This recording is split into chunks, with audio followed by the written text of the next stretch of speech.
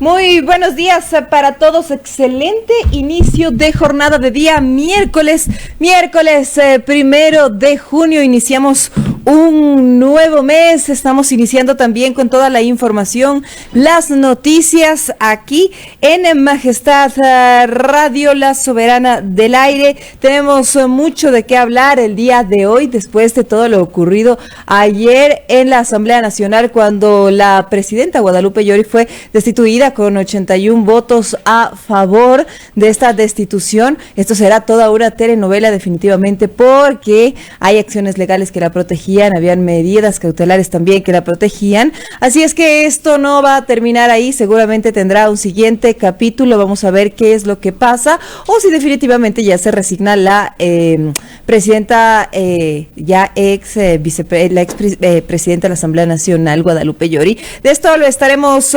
comentando en minutos también con mi compañero y amigo, colega también, Néstor Aguilera, que se unirá muy pronto a nuestra transmisión. Mucho que contar, mucha tela que cortar con este tema y con esta nueva novela, este nuevo capítulo que vive la política ecuatoriana, y que definitivamente tuvo ayer la atención del país, porque la Asamblea removió a Guadalupe Llori y nombró a Virgilio Saquicela, tal como debía suceder por que en este tema, cuando se destituye a la presidenta, es quien asume las funciones el segundo vicepresidente, el primer vicepresidente, que sería en este caso Virgilio Saquicela. Esto es lo que ocurrió en la política del país.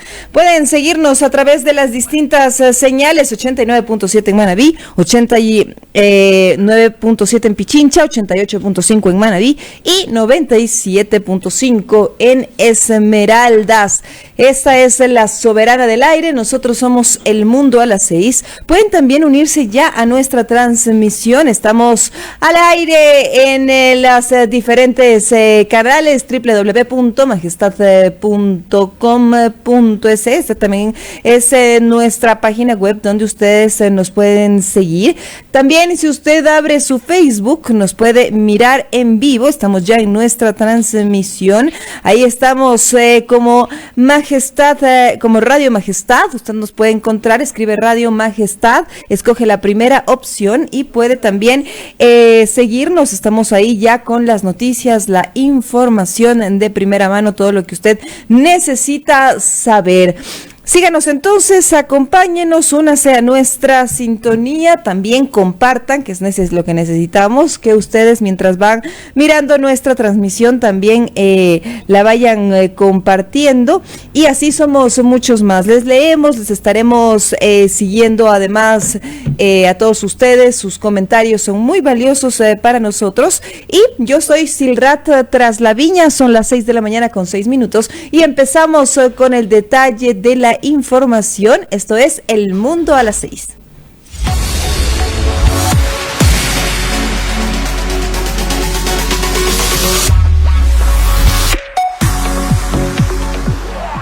El Mundo a las 6, a través de Majestad Radio.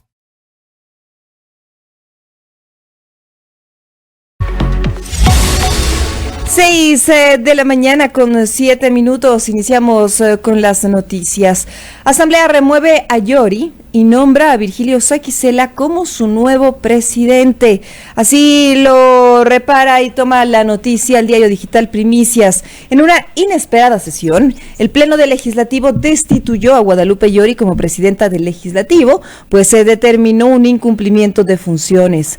Las últimas medidas cautelares que favorecieron a la presidenta de la Asamblea, Guadalupe Llori, solo le ganaron un poco de tiempo, porque no le fueron suficientes, obviamente, porque llegó ya su salida. El Pleno de la Asamblea votó la noche de este 31 de mayo a favor de la remoción de Llori como presidenta del Legislativo. La decisión del Pleno pone fin a una pugna de más de 13 meses entre dos bandos de la Asamblea Nacional.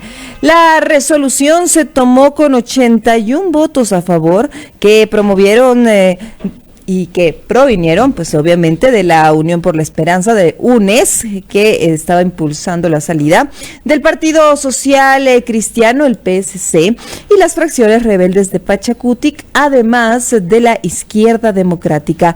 La oficialista bancada del Acuerdo Nacional, el VAN, y las fracciones de Pachacutic y la ID, favorables a Yori, abandonaron el salón del Pleno, una medida que de todas maneras no funcionó porque se alcanzaron los 81 votos y se logró remover a la presidenta del Legislativo. El trámite del informe de la comisión multipartidista se dio con Yori en rebeldía, pues no acudió al Pleno para ejercer su defensa. Tenía derecho a presentar sus argumentos durante 1 hora. Yori fue investigada por incumplimiento de funciones y por no dar paso a las apelaciones a su presidencia. Además, por no reinstalar sesiones en menos de 30 días, que eso también pues es una obligación de los legisladores y más aún de la presidenta, que es quien convoca a los plenos. Con esta decisión del Pleno, Yori pierde la presidencia de la Asamblea, pero no su calidad de asambleísta. Ella continúa como parte del legislativo, por lo que ahora deberá ser designada en una de las comisiones especializadas que tiene la función legislativa. Y con base en la ley, el primer vicepresidente de la Asamblea, Virgilio Saquicela, que es independiente, recordemos que él fue expulsado de la bancada del Acuerdo Nacional del oficialismo hace pocos días. Él fue posicionado como presidente y él deberá reemplazar a Yori por el resto de su periodo, que terminará el 15 de mayo de 2023, es decir, que debería permanecer como presidente durante 1 año. En sus primeras palabras dijo que defenderá la institucionalidad del legislativo y anunció que este viernes se pondrá en agenda el informe para segundo debate de la ley para el uso legítimo de la fuerza, que estaba también suspendido. El Pleno deberá decidir sobre el reemplazo de la vicepresidencia de la Asamblea, la que ocupa al momento, la que estaba ocupando Virgilio Saquicela. El trámite en el Pleno. ¿Cómo ocurrió todo esto? La decisión de la Asamblea se toma de forma inesperada, pues la sesión de este martes era solamente una reinstalación. Sin embargo, era la reinstalación de la sesión del 26 de abril, en la que la presidencia de Yori fue apelada. Por ello, la dirección estaba a cargo de Saquicela, de Virgilio Saquicela. Ni bien reinstalada esta sesión, Saquicela dio paso a un punto de orden del día presentado por el legislador Jorge Avedravo, él es del Partido Social Cristiano, con una moción previa. Esta proponía una resolución de 7 puntos, entre ellos dar paso al informe de la comisión multipartidista y también desconocer las medidas cautelares que ordenaban al Pleno de la Asamblea abstenerse de conocer el informe de la comisión multipartidista, este informe que recomendaba precisamente la salida de la presidencia de Guadalupe Yori del Legislativo. La propuesta generó incidentes en el salón del Pleno. En medio de gritos, abandonaron la sesión los asambleístas de la bancada oficialista, que es la bancada del Acuerdo Nacional, también las fracciones de Pachacuti que están a favor y que estaban a favor de no perder esa presidencia, y además de algunos de la Izquierda Democrática que estaban a favor de Guadalupe Yori. 83 legisladores marcaron su presencia para la votación de la resolución de Avedrao y 81 votaron a favor de la misma. Con esto, Saquicela suspendió este punto por 1 hora para comunicar la aprobación de esta moción y también a Yori para darle la oportunidad de, como se debía en el proceso, de su derecho a la defensa en el tratamiento del informe. Un fallido intento de conciliación. Juan Fernando Flores, el jefe de la bancada oficialista del VAN, convocó en la mañana a otros jefes de bancada a una reunión para buscar una especie de salida a este estancamiento que ocurrió y que se estaba dando en la Asamblea Nacional. Para el gobierno, la prioridad está en la aprobación de la ley para el uso legítimo de la fuerza, que serviría como herramienta para actuar para el actuar de los uniformados en un contexto de violencia y en este contexto de grave violencia que vive el país al momento. Por ello, el pedido a los legisladores de la mayoría opositora era que no incidenten la sesión para el tratamiento de este proyecto. Sin embargo, solo asistieron 2 asambleístas, Salvador Quispe de Pachacutic y Marlon Cadena de la Izquierda Democrática. Es decir, únicamente estuvo el bando que apoyaba a Yori. Son las 6 de la mañana con 13 minutos. Esta definitivamente ha sido la noticia que marcó desde ayer la agenda política nacional, así es que con esto empezamos El Mundo a las 6.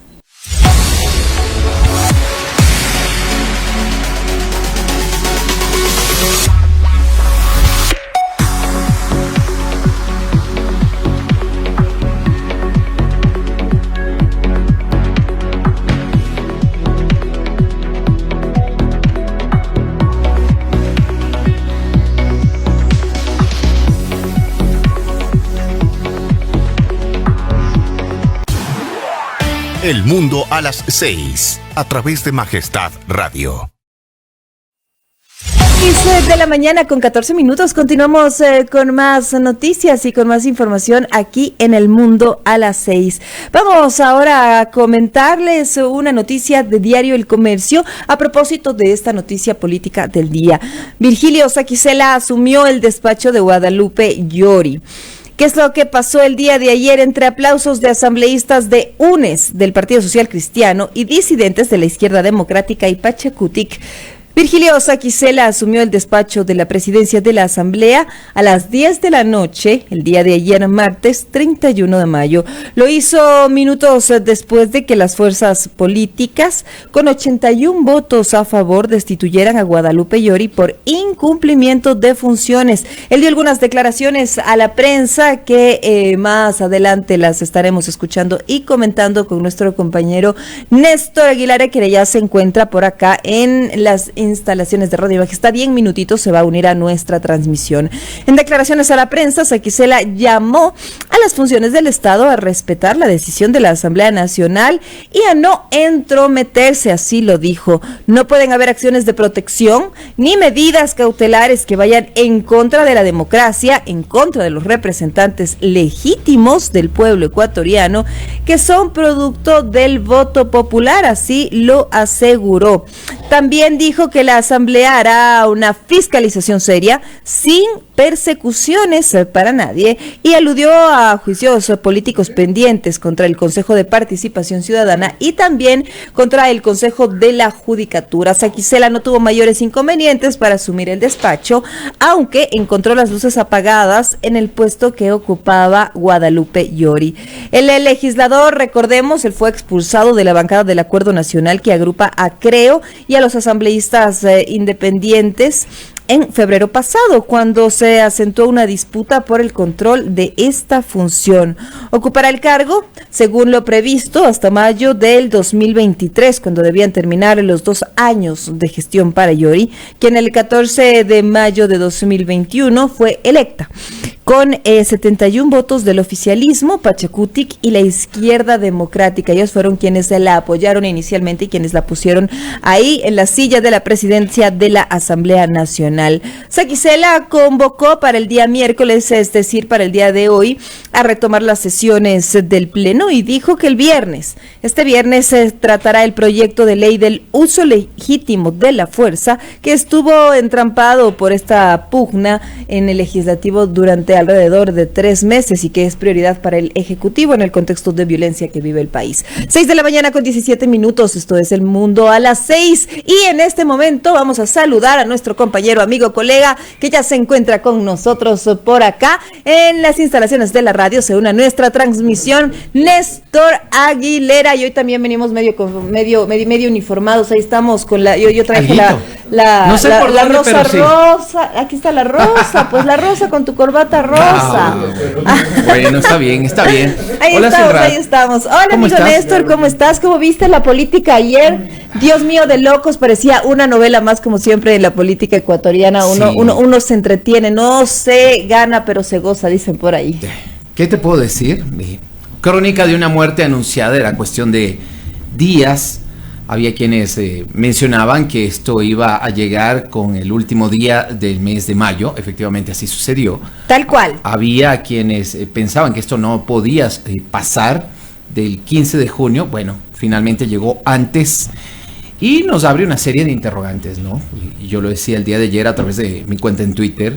¿Pondrá fin esto a la crisis en la función legislativa? La pregunta del millón. Esa es la pregunta del millón, mi querido Néstor, sí. Porque en realidad seguimos teniendo esta asamblea. Veamos qué hace Saquicela al frente, veamos primero si es que lo dejan permanecer allí, si es que no hay acciones, además veamos qué es lo que va a pasar, porque en teoría había una acción de la función legislativa. La presidenta de la Asamblea, Guadalupe Llori, tenía medidas cautelares que definitivamente no permitían leer este informe multipartidista que recomendaba su salida de la presidencia del legislativo, ¿no?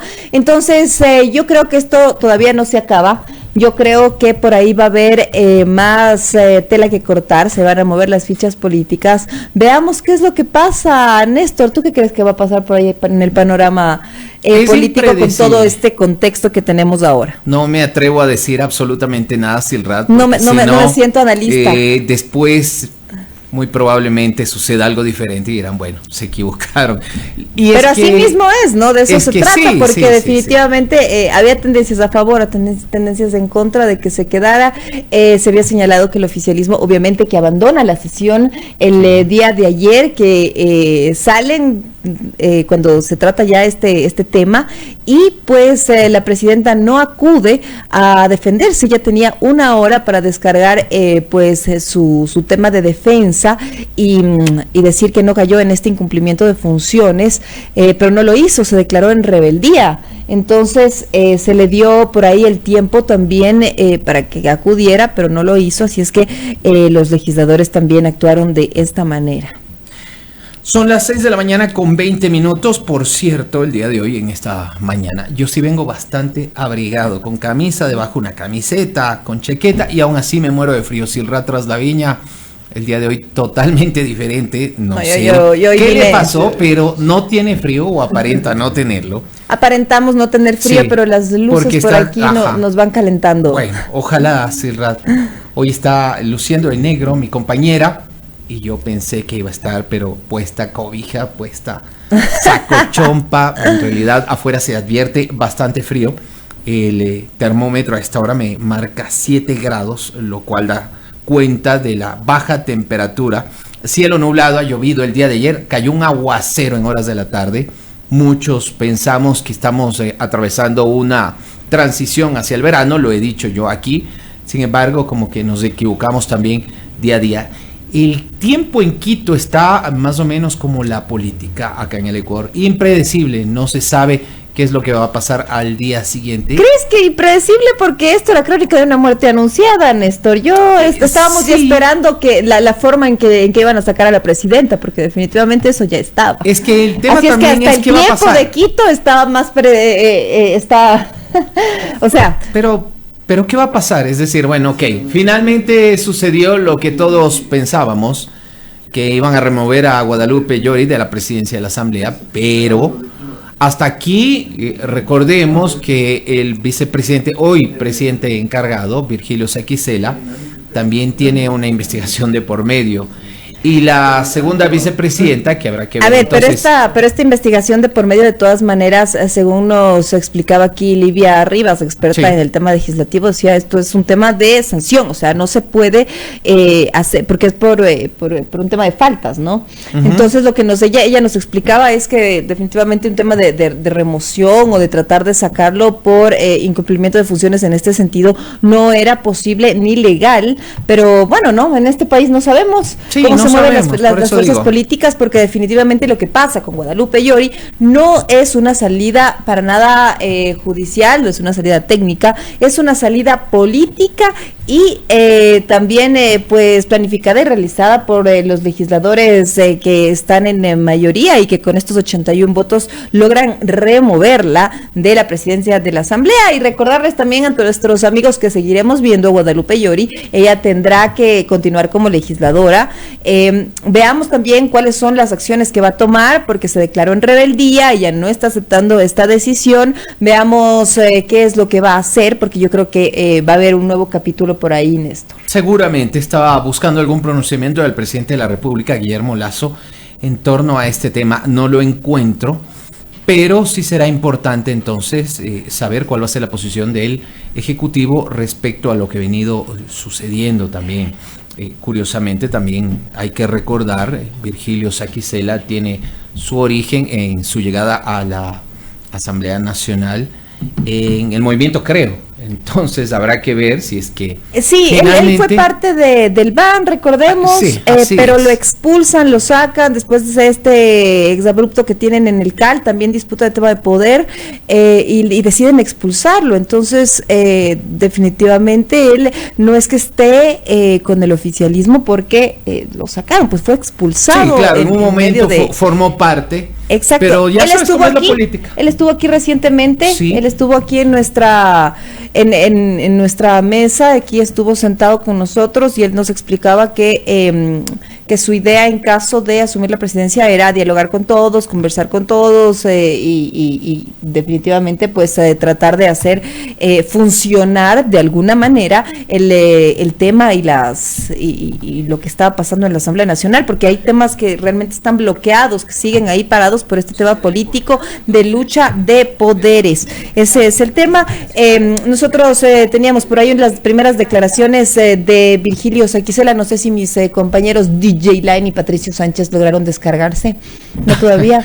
No, bueno, no hay ningún problema, vamos a ver si más adelante las tenemos lograr. Porque tenemos por acá las declaraciones, veamos si las podemos tener por acá en vivo. Lo primero que dijo Virgilio Saquicela tras asumir y ocupar las oficinas de Guadalupe Llori. ¿Tú viste cómo estuvo ocupando las oficinas de la presidenta? No, te estuve escuchando esta mañana cuando lo escribías, estabas leyendo algunos titulares e informaciones de la prensa nacional. Sin embargo, no pude ver las imágenes. Ayer sí, debo reconocerlo, me acosté bastante temprano, poco después de las 9 de la noche, muy a diferencia de días precedentes en los que por lo menos a las 11 de la noche estoy yéndome a descansar. Bueno, yo quiero saludar, Silrat, si me permites, antes de seguir avanzando, a las personas que poco a poco se conectan a nuestra señal, la señal de Majestad Radio, más adelante también Majestad Televisión en Santo Domingo de los Achilás. Seguimos creciendo y para nosotros es un placer, es motivo de orgullo. Seguimos avanzando en pocos días, pero también de muchísima responsabilidad. Y te digo esto también por los temas que tratamos aquí y a los personajes que invitamos. Estamos abiertos a invitar a todos. Aquí no tomamos partido ni por unos ni por otros. Eso sí, a todos habrá que plantearles las mismas preguntas. Habrá preguntas que les gusten, habrá preguntas que no les gusten, pero como comunicadores, como periodistas, nuestra responsabilidad dejar planteadas inquietudes, sobre todo que vienen desde los ciudadanos. Así que los alentamos el día de hoy a que se pronuncien, a que comenten a través de nuestra caja de comentarios en nuestra transmisión en Facebook. Estamos como Radio Majestad, los invitamos a que nos sigan, a que compartan lo propio en YouTube, así que estamos abiertos a escuchar sus comentarios. Más adelante estará, por ejemplo, aquí en nuestros estudios está invitado el asambleísta Ronnie Aliaga de UNES. Me parece, ahí te voy a interrumpir, ¿sí? Que según nos explicaba nuestra productora, al parecer se ha excusado de venir. No puede ser, finalmente. Exactamente, entonces vamos a ver qué mismo pasó, si es que viene o no viene. Ronnie Aliaga había comprometido su presencia aquí en nuestros estudios, sin embargo, al parecer no estará presente por este tema político. No sé cuál es por ahí el argumento que nos dio. Al parecer por ahí está escribiéndonos también nuestra productora, entonces creo que no va a estar presente el legislador, pero veamos que nos confirme, por favor. Yo hasta ayer había subido la agenda y sí estaba. Ajá, entonces no estará presente Ronnie Aliaga, sin embargo estaremos analizando aquí todos estos temas. Vamos a iniciar con el tema de Esmeraldas, ¿no, Néstor? Sí, pero permíteme, por favor, vamos a montarle a nuestro compañero con un cafecito, con unas empanadas a mi querido compañero DJ Line, que está por aquí. Está muy serio, yo no sé, bueno. Hay días en los que están muy serios nuestros compañeros, muy estresados. El día de hoy también me gustaría referirme, Silrat, si me permites, antes de pasar a ese tema, porque hay uno que me ha venido dando vueltas a la cabeza el día de ayer, me ha generado indignación, preocupación, y seguramente entre ustedes, amigas y amigos, quienes nos están siguiendo, lo propio. El día de ayer vimos, especialmente a través de las redes sociales, en mi caso, imágenes de cómo un par de sujetos, un par de delincuentes sobre la avenida 6 de diciembre. Esto ha sido terrible. Imágenes que fueron captadas por una cámara de seguridad, acechan a un joven de tan solo 16 años de edad, que venía circulando por el carril del bus de la Ecovía. Esto aparentemente sucedió en horas de la madrugada. Ayer tenía una discusión con alguien, me decía, no, esto fue 3 de la tarde. Dije, no, esto fue en la madrugada. Es verdad, hay una suerte de ingenuidad de este joven, no sabemos bajo qué circunstancias, hacia las 3 de la mañana, circulando por la avenida 6 de diciembre, o caminando. De repente lo acechan dos sujetos, dos delincuentes, dos asesinos, para robarle sus pertenencias. Y con la mayor frialdad le clavan un puñal y el joven cae en ese momento al suelo y desafortunadamente, de lo que se conoce, este joven perdió la vida. En horas de la mañana se conoció que estos dos sujetos, estos dos bandidos, fueron detenidos. También se viralizaron imágenes de un colega de Teleamazonas que grababa el momento en que este par de sujetos extranjeros fueron ingresados hasta la fiscalía. Si me permite, Silrat, yo voy a leer parte de un par de noticias que están relacionadas con esto y que me han generado enorme indignación, porque cuando uno ve esto se da cuenta lo que hoy en día llega a valer la vida de un ser humano, de una persona, de un ecuatoriano, de un joven que recién está empezando. Es que para estos delincuentes no vale nada, Néstor. Sí, para estos delincuentes lo que están haciendo es apuñalar a un pobre muchacho que está caminando por la calle, un muchacho indefenso de alrededor de 21 años. Yo me pongo en el lugar de sus padres, incluso de todos los muchachos que caminan por allí, totalmente indefensos, sin nada que darles a estos delincuentes, y no conformes con tratar de robarle, le apuñalan y le roban la vida. ¿Qué está pasando? ¡Qué indignación! Porque no hacía falta, Néstor, matar a este muchacho. ¿Por qué lo matan? Si no tiene nada, déjenlo en paz, déjenlo que se vaya. No tenía nada para robarle. Delincuentes, violentos. Yo no sé qué es lo que está pasando en este país, pero si no tomamos acciones, todo se nos está yendo de las manos, absolutamente todo. Ya no hay un control y vemos esta clase de cosas tan extremadamente violentas. Un muchacho de 21 años con toda la vida por delante, que iba caminando por la noche, como cualquier persona, iba caminando en medio de la calle, y estos antisociales lo apuñalan y le roban la vida. Es realmente indignante lo que está pasando en nuestro país. Y me pongo también en, como lo ha dicho Silrat Traslaviña esta mañana, en los zapatos de su familia. Presenciar estas imágenes a través de las redes sociales seguramente será motivo, digo yo, hasta de un trauma que muy difícilmente podrán superar. Voy a leer un par de informaciones respecto a la noticia que estamos comentando en esta mañana, y empiezo por esta información que fuera publicada por el portal La República. Joven muere apuñalado por delincuentes en el norte de Quito. Esperamos sus comentarios, amigas y amigos, a través de nuestras transmisiones en Facebook y en YouTube para poder leerlos al aire. ¿Qué sienten cuando ven este tipo de imágenes? Cuando se enteran de hechos que ocurren muy cerca de donde estamos, aquí a pocas cuadras de donde funciona nuestra estación. En una de las Radio. zonas que además están consideradas medianamente seguras en Quito, porque estábamos hablando de la Voz Mediano, Néstor, Sí, no. o sea, es una zona... Sí, no, Silrat, porque hoy en día no hay nada seguro, no hay nada seguro. Completamente Muchas cierto. veces uno dentro de la casa, ¿qué sucede en la madrugada, por ejemplo? Se meten a robar y eso demuestra que no estamos seguros ni siquiera dentro de nuestras casas. Esta noticia menciona: un joven ha sido asaltado, apuñalado y asesinado a las 3 horas de este martes 31 de mayo en el sector Bellavista, en la esquina de las avenidas 6 de diciembre de la avenida 6 de diciembre y calle Bozano, frente al Consejo Nacional Electoral en el norte de Quito. La víctima ha sido identificada como Gabriel Alexander, de 22 años. El muchacho, que iba comiendo una funda de Doritos y llevaba un celular en la mano, había ingresado al parqueadero de la Ecovía cuando, según muestran, cuando, según muestran las imágenes de las cámaras de seguridad del lugar, fue abordado por 2 hombres que lo asaltaron. Uno de ellos lo apuñaló en la parte izquierda del pecho. El cuerpo sin vida quedó tirado en el asfalto. Las imágenes del asesinato se viralizaron en redes sociales.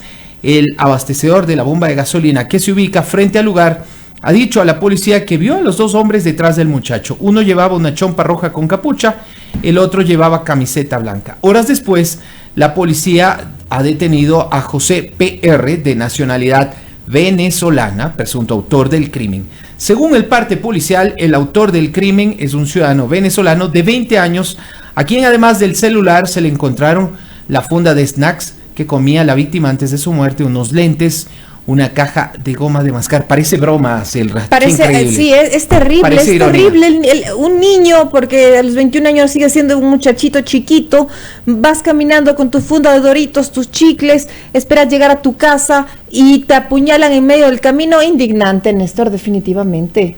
Sí, Indignante. y doloroso Indignante y doloroso.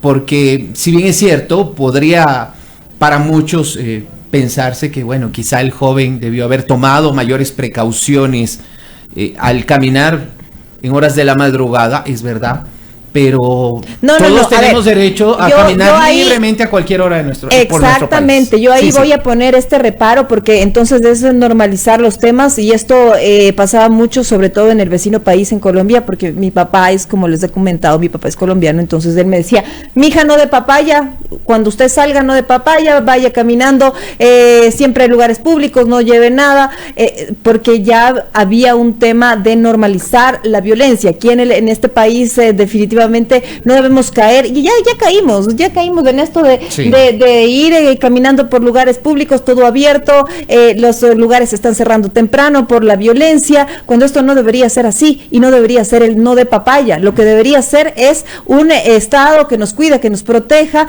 también una ciudadanía responsable, que esté también pendiente de absolutamente todo, un trabajo de todos, y estos antisociales definitivamente deben estar donde tienen que estar, que es en la cárcel. Ahí tienen que pudrirse, en la cárcel, porque no puede ser que le roben la vida a un niño, a un muchacho que está caminando por la calle comiendo sus Doritos. Evidentemente lo está haciendo en horas de la noche, pero ¿cuál es el problema? No deberíamos tener miedo de salir a las calles, no deberíamos tener miedo de caminar con nuestra funda de Doritos, nuestros chicles y nuestros teléfonos por las calles de ningún lugar, y es lo que se está apoderando de este país.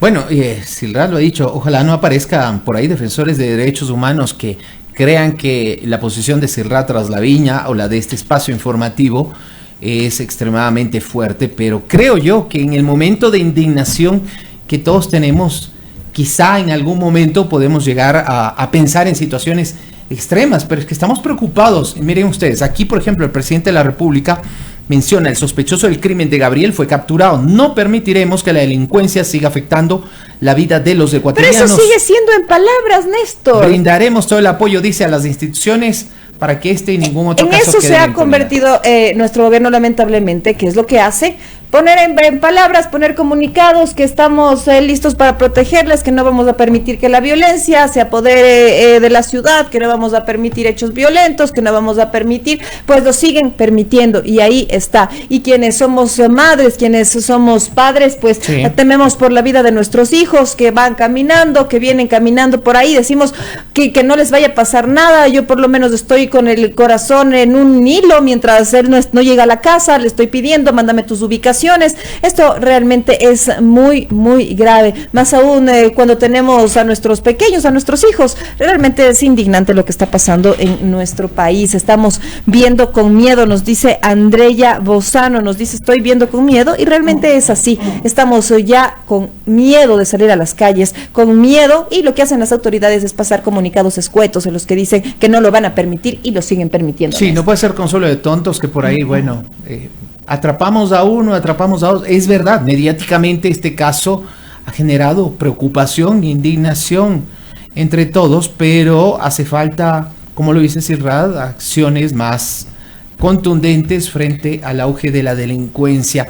Miren ustedes, estoy revisando otro titular, una noticia del diario El Comercio. Obrero está en estado crítico tras ser apuñalado durante un asalto en Quito. La delincuencia tiene alarmados y genera más temor entre los quiteños.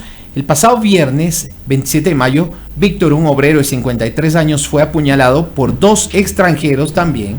Ojo, aquí no tenemos nada contra nadie, pero así dice la noticia: 2 extranjeros que lo asaltaron en el sector de Carcelén, en el norte de Quito. Según informó el canal TVC, después de 4 días de lo ocurrido, Víctor se encuentra en estado crítico en una casa de salud de la capital. El ataque ocurrió cuando Víctor dejó su trabajo para dirigirse al hogar, ubicado en el barrio de La Rol 2, en el noroccidente. Desafortunadamente, una de las llantas de su vehículo se ponchó y eso lo obligó a parar. El daño se produjo a la altura del intercambiador de Carcelén. Escúchenlo bien.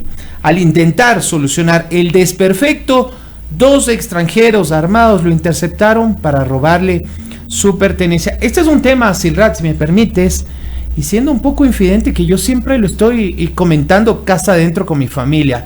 Hay que tener muchísimo cuidado, se lo he dicho a mis seres más cercanos, a mis familiares más cercanos, que hay que tener mucho cuidado cuando uno circula en la noche.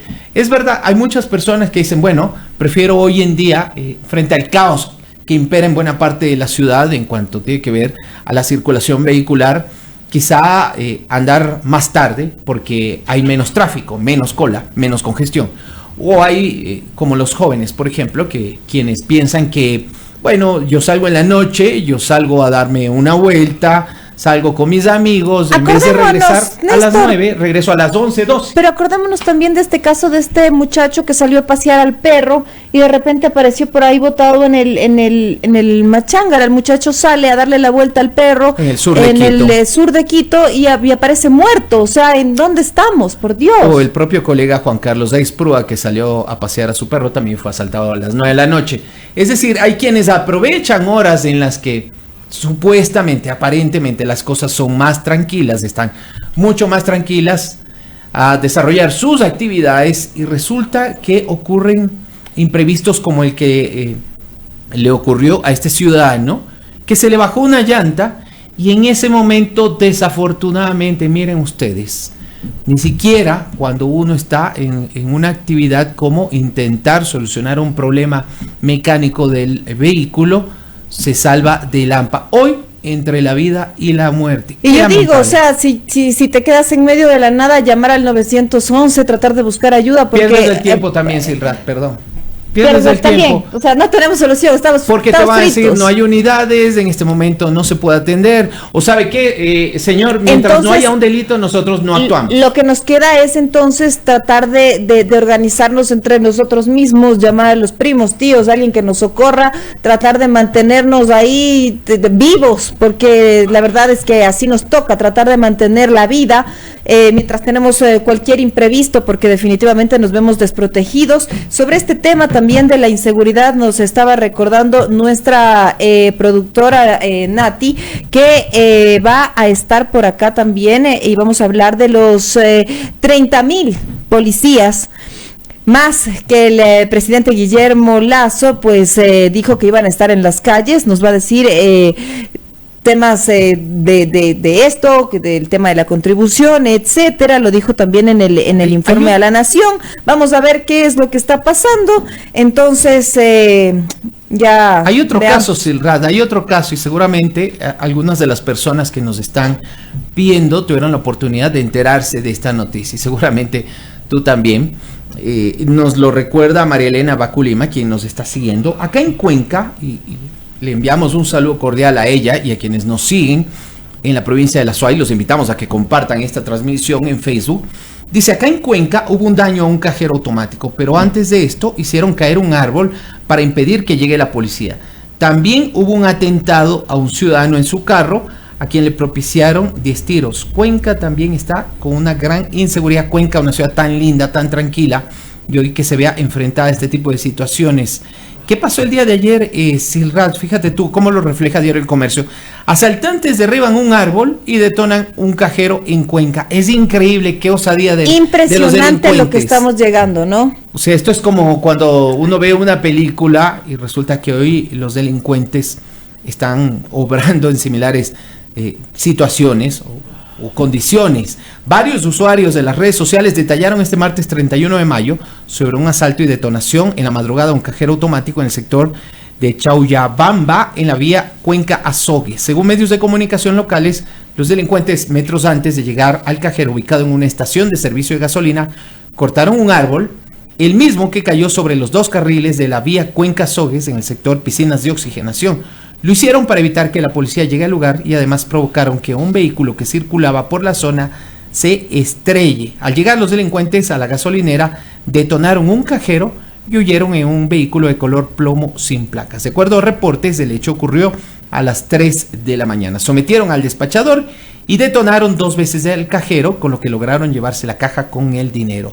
Al lugar llegaron personal de la Policía Nacional para investigar, o llegó personal de la policía para detonar o para investigar este caso. Hay una fotografía que se ve, curiosamente, y no sé si decirlo, pero de lo que se ve aquí, dígalo, corresponde a un cajero del Banco de Guayaquil. Ojalá, digo yo, ojalá cuando los directivos de esa institución y quienes han sido directivos de esa institución vean lo que está pasando, quizá aterricen un poco ya las medidas para enfrentar el crimen organizado. Yo digo, tan sencillo como esto: si sabemos que los vehículos, por ejemplo, exceden velocidad en la ciudad de Quito desde las 5 de la mañana, cuando empiezan a salir a sus actividades laborales, ¿por qué poner agentes desde las 6?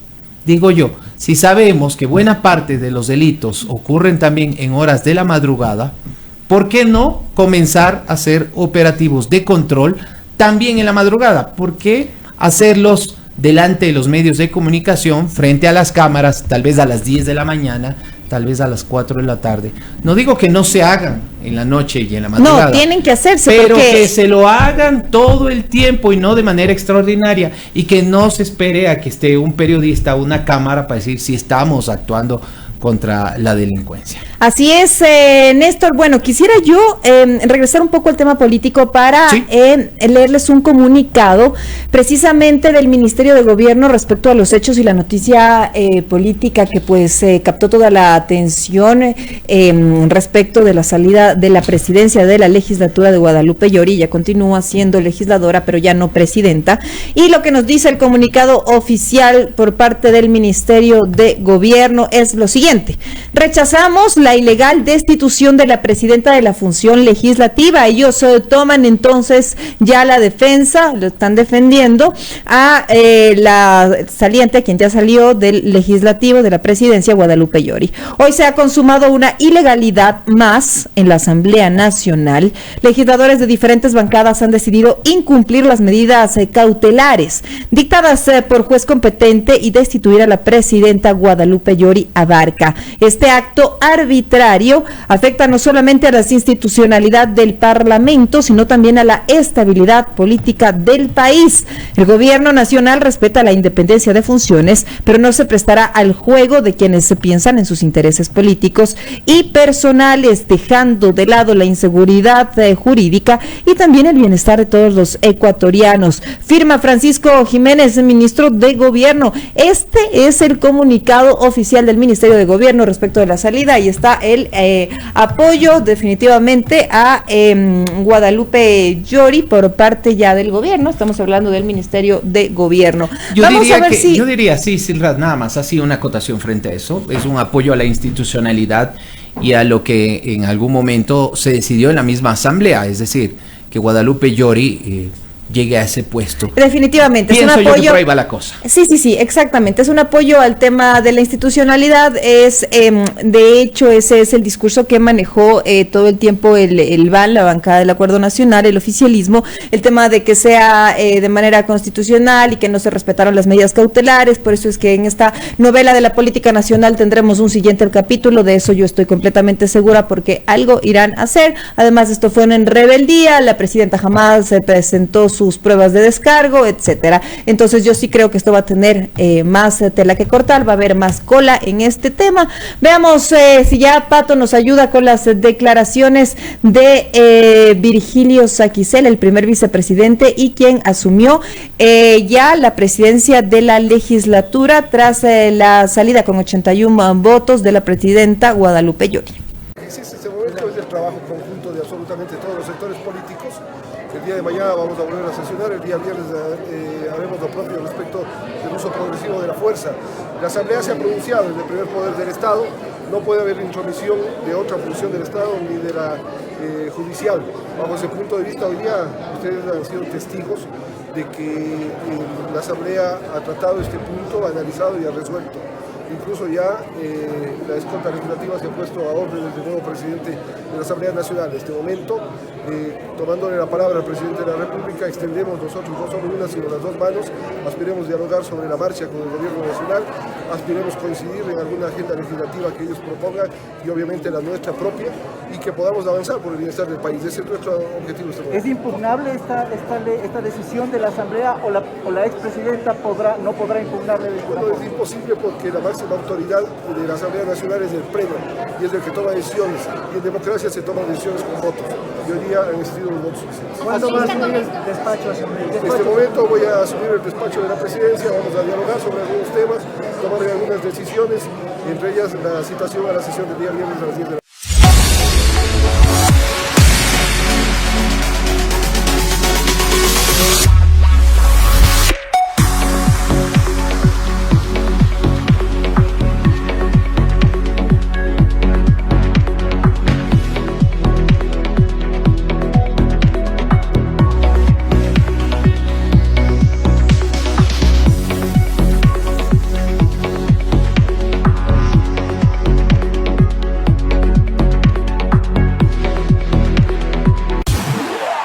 El mundo a las 6, a través de Majestad Radio.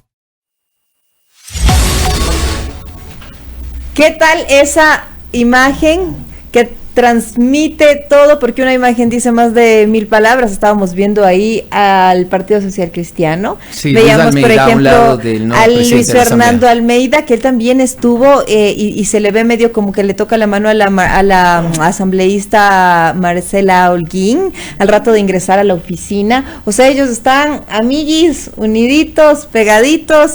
También, o sea, le levanta la mano así como para que se acerquen, ¿no? O sea, no me malinterpreten. Ahí también estamos viendo a Luis Fernando Almeida del Partido Social Cristiano, que está detrás de Saquicela. También vemos a la asambleísta Yajaira Urresta, me parece que es ella la que está justo detrás de Saquicela cuando da sus primeras declaraciones ya como nuevo presidente de la Asamblea Nacional. Y esto cambia toda la configuración también en cuanto tiene que ver a la aprobación de proyectos de ley. Vamos a ver qué pasa en los siguientes días, porque da un giro frente a la posición y las pretensiones del gobierno nacional a través del presidente de la República. Seguramente ahora se marcará una línea totalmente diferente frente a las prioridades. Y vamos a ver también cómo desencadena esto o cuáles serán las consecuencias en cuanto tiene que ver a los procesos de elección de autoridades. Por ejemplo, ¿qué pasará con la Contraloría, con el Consejo de Participación Ciudadana, la Defensoría del Pueblo, etcétera? Y sobre todo etcétera. también, aparte de esto que es muy importante, sobre todo también quién va a asumir la primera vicepresidencia de la Asamblea Nacional, cómo va a ser ese proceso. Sí. Bueno, por acá va a estar un analista, déjenme ver, por acá lo teníamos ya en la agenda, que va a venir por acá. Y mañana, bueno, aquí está Lenin Polanco, él estará hablándonos de todo este tema, él estará pues explicándonos cómo sería ahí el proceso en el legislativo, con él lo analizaremos, así es que estaremos pendientes ya de su conexión para dialogar y para conversar de todo este tema en lo político. Además, que el día de mañana tendremos invitado también por acá al ex presidente de la República, Rafael Correa, él también estará opinando sobre todo este tema. Le vamos a hacer algunas preguntas sobre la coyuntura nacional. Él nos hablará, pues, obviamente, en su posición de expresidente y también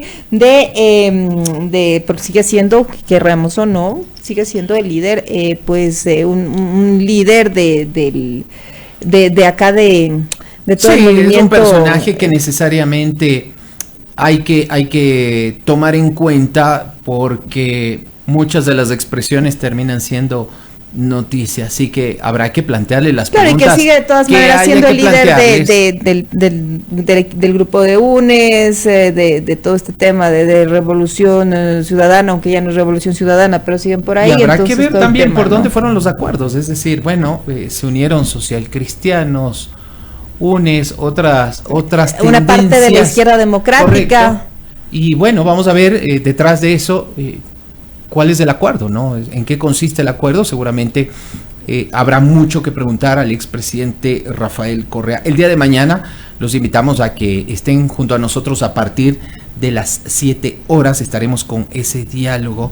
Me recuerda también un buen amigo, Clever Guamaní, dice Saquicela, recuerden eso, ya convocó para el viernes al Pleno para tratar el proyecto de ley de seguridad y uso progresivo de la fuerza. Sí, precisamente eso es lo que nos decía en las primeras declaraciones. Eso había estado un poco en el congelador por este tema político, no habían podido convocar y la asamblea estaba envuelta en todo este tema. Ahora han encontrado esta salida política y vamos a ver si es que ya cumplen con sus funciones, si ellos ya cumplen con su trabajo, que es precisamente el de legislar, el de generar normativas que apoyen a los ciudadanos, que es para lo que llegaron a la Asamblea Nacional, que es para lo que fueron electos, ¿no?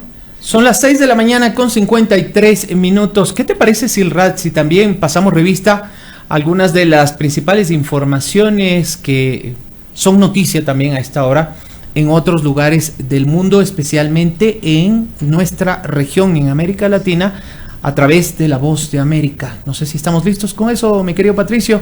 Vamos con eso.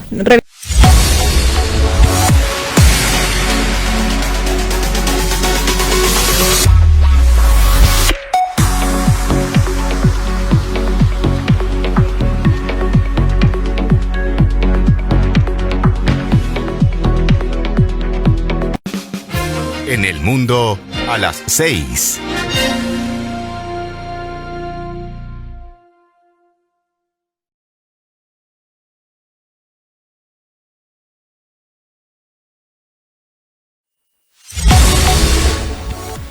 Son las 6 de la mañana con 54 minutos. Como lo anticipamos, también pasamos revista a información del ámbito internacional y vamos a arrancar con lo que ha sucedido en los últimos días y que tiene relación con un tiroteo ocurrido en la localidad de Uvalde, en el estado de Texas, muy cerca de la frontera con México. Las acciones que se vienen desarrollando en los últimos días y sobre todo también los anuncios o las nuevas disposiciones que ha dado el gobierno del presidente de Estados Unidos. Vamos con esa primera información de carácter internacional a través de La Voz de América.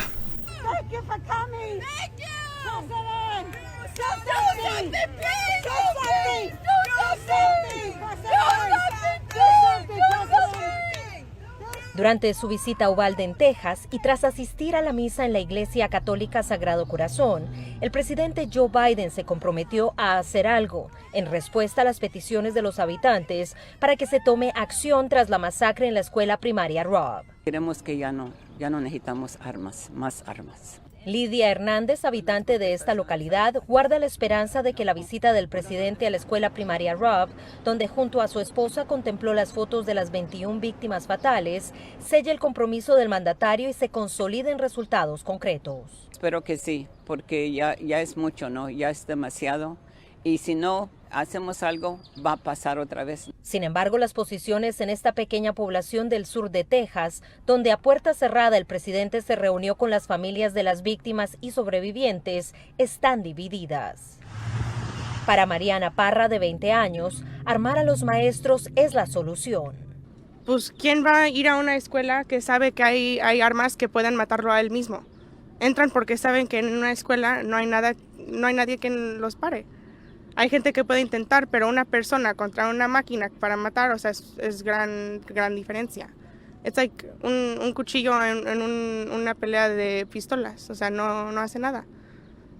Pero más allá de las diferencias durante la visita del presidente y la primera dama, la comunidad de Uvalde se unió para rendir tributo a los 19 niños y a las 2 maestras asesinadas. Mientras esta comunidad enfrenta las consecuencias de esta tragedia, el Departamento de Justicia de los Estados Unidos anunció que a petición del alcalde de esta ciudad iniciará una investigación en torno a la respuesta dada por las autoridades locales a esta masacre. Celia Mendoza, Voz de América, Uvalde, Texas.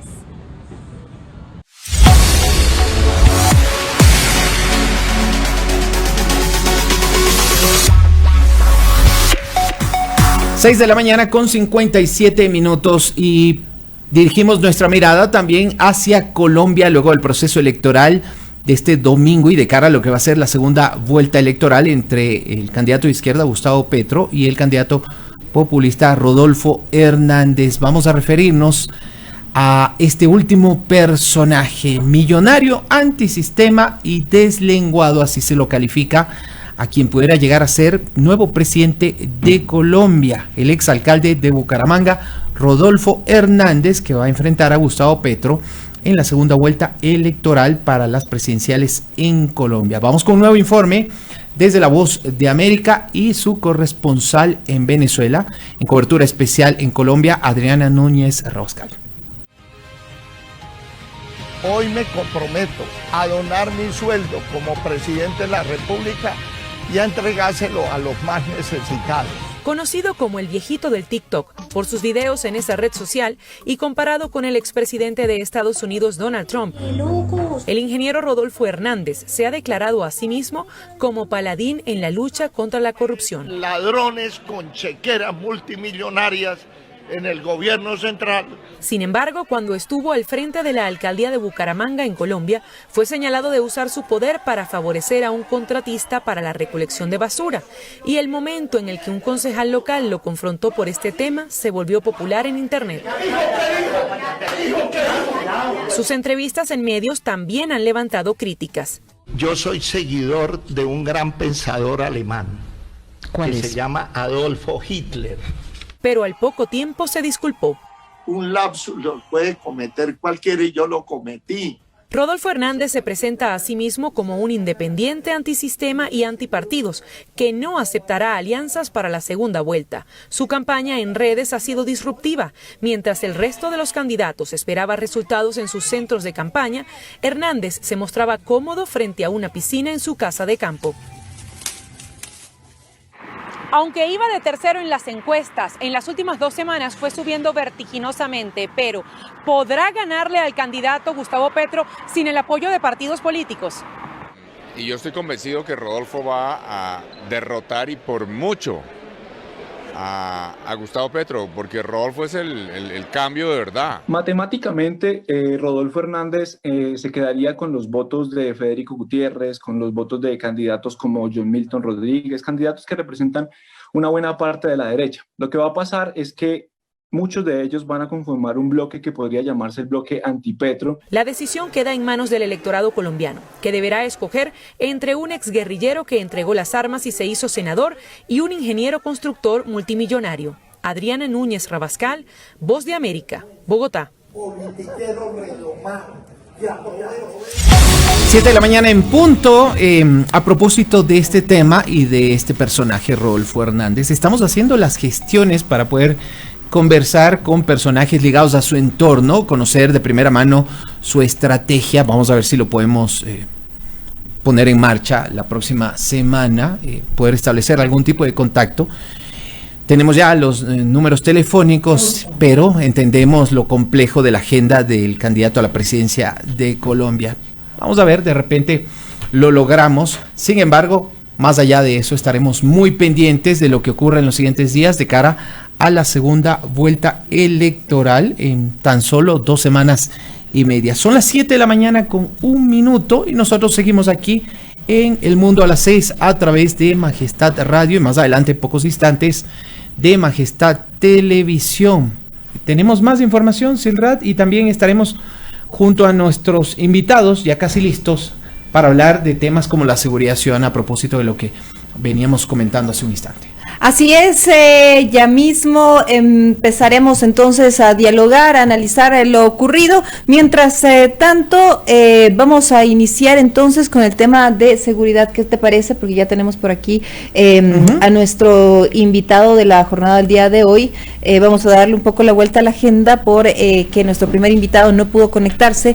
El analista hasta el momento ha tenido algunos problemas, algunas fallas. Entonces, vamos a iniciar con nuestro segundo invitado en este momento y vamos a darle paso en unos segundos. Exactamente, hablemos de este tema de la inseguridad ciudadana, que es algo que realmente necesita ser analizado a profundidad, porque dentro de todo y dentro de la pelea política y toda la cuestión estamos y no se pueden descuidar estos temas tan importantes como son la seguridad. 7 de la mañana con 3 minutos.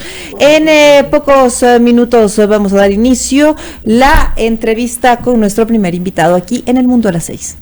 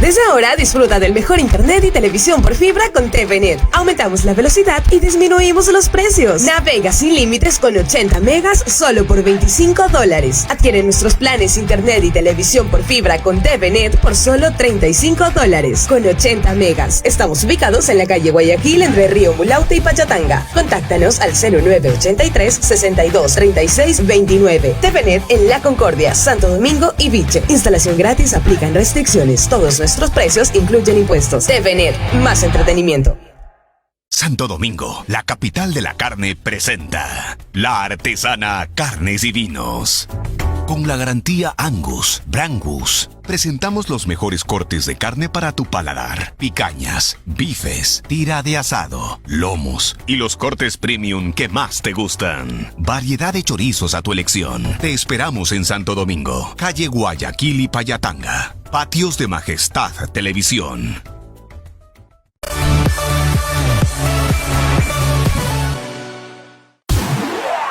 El Mundo a las 6, a través de Majestad Radio. Personajes del mundo, a las 6.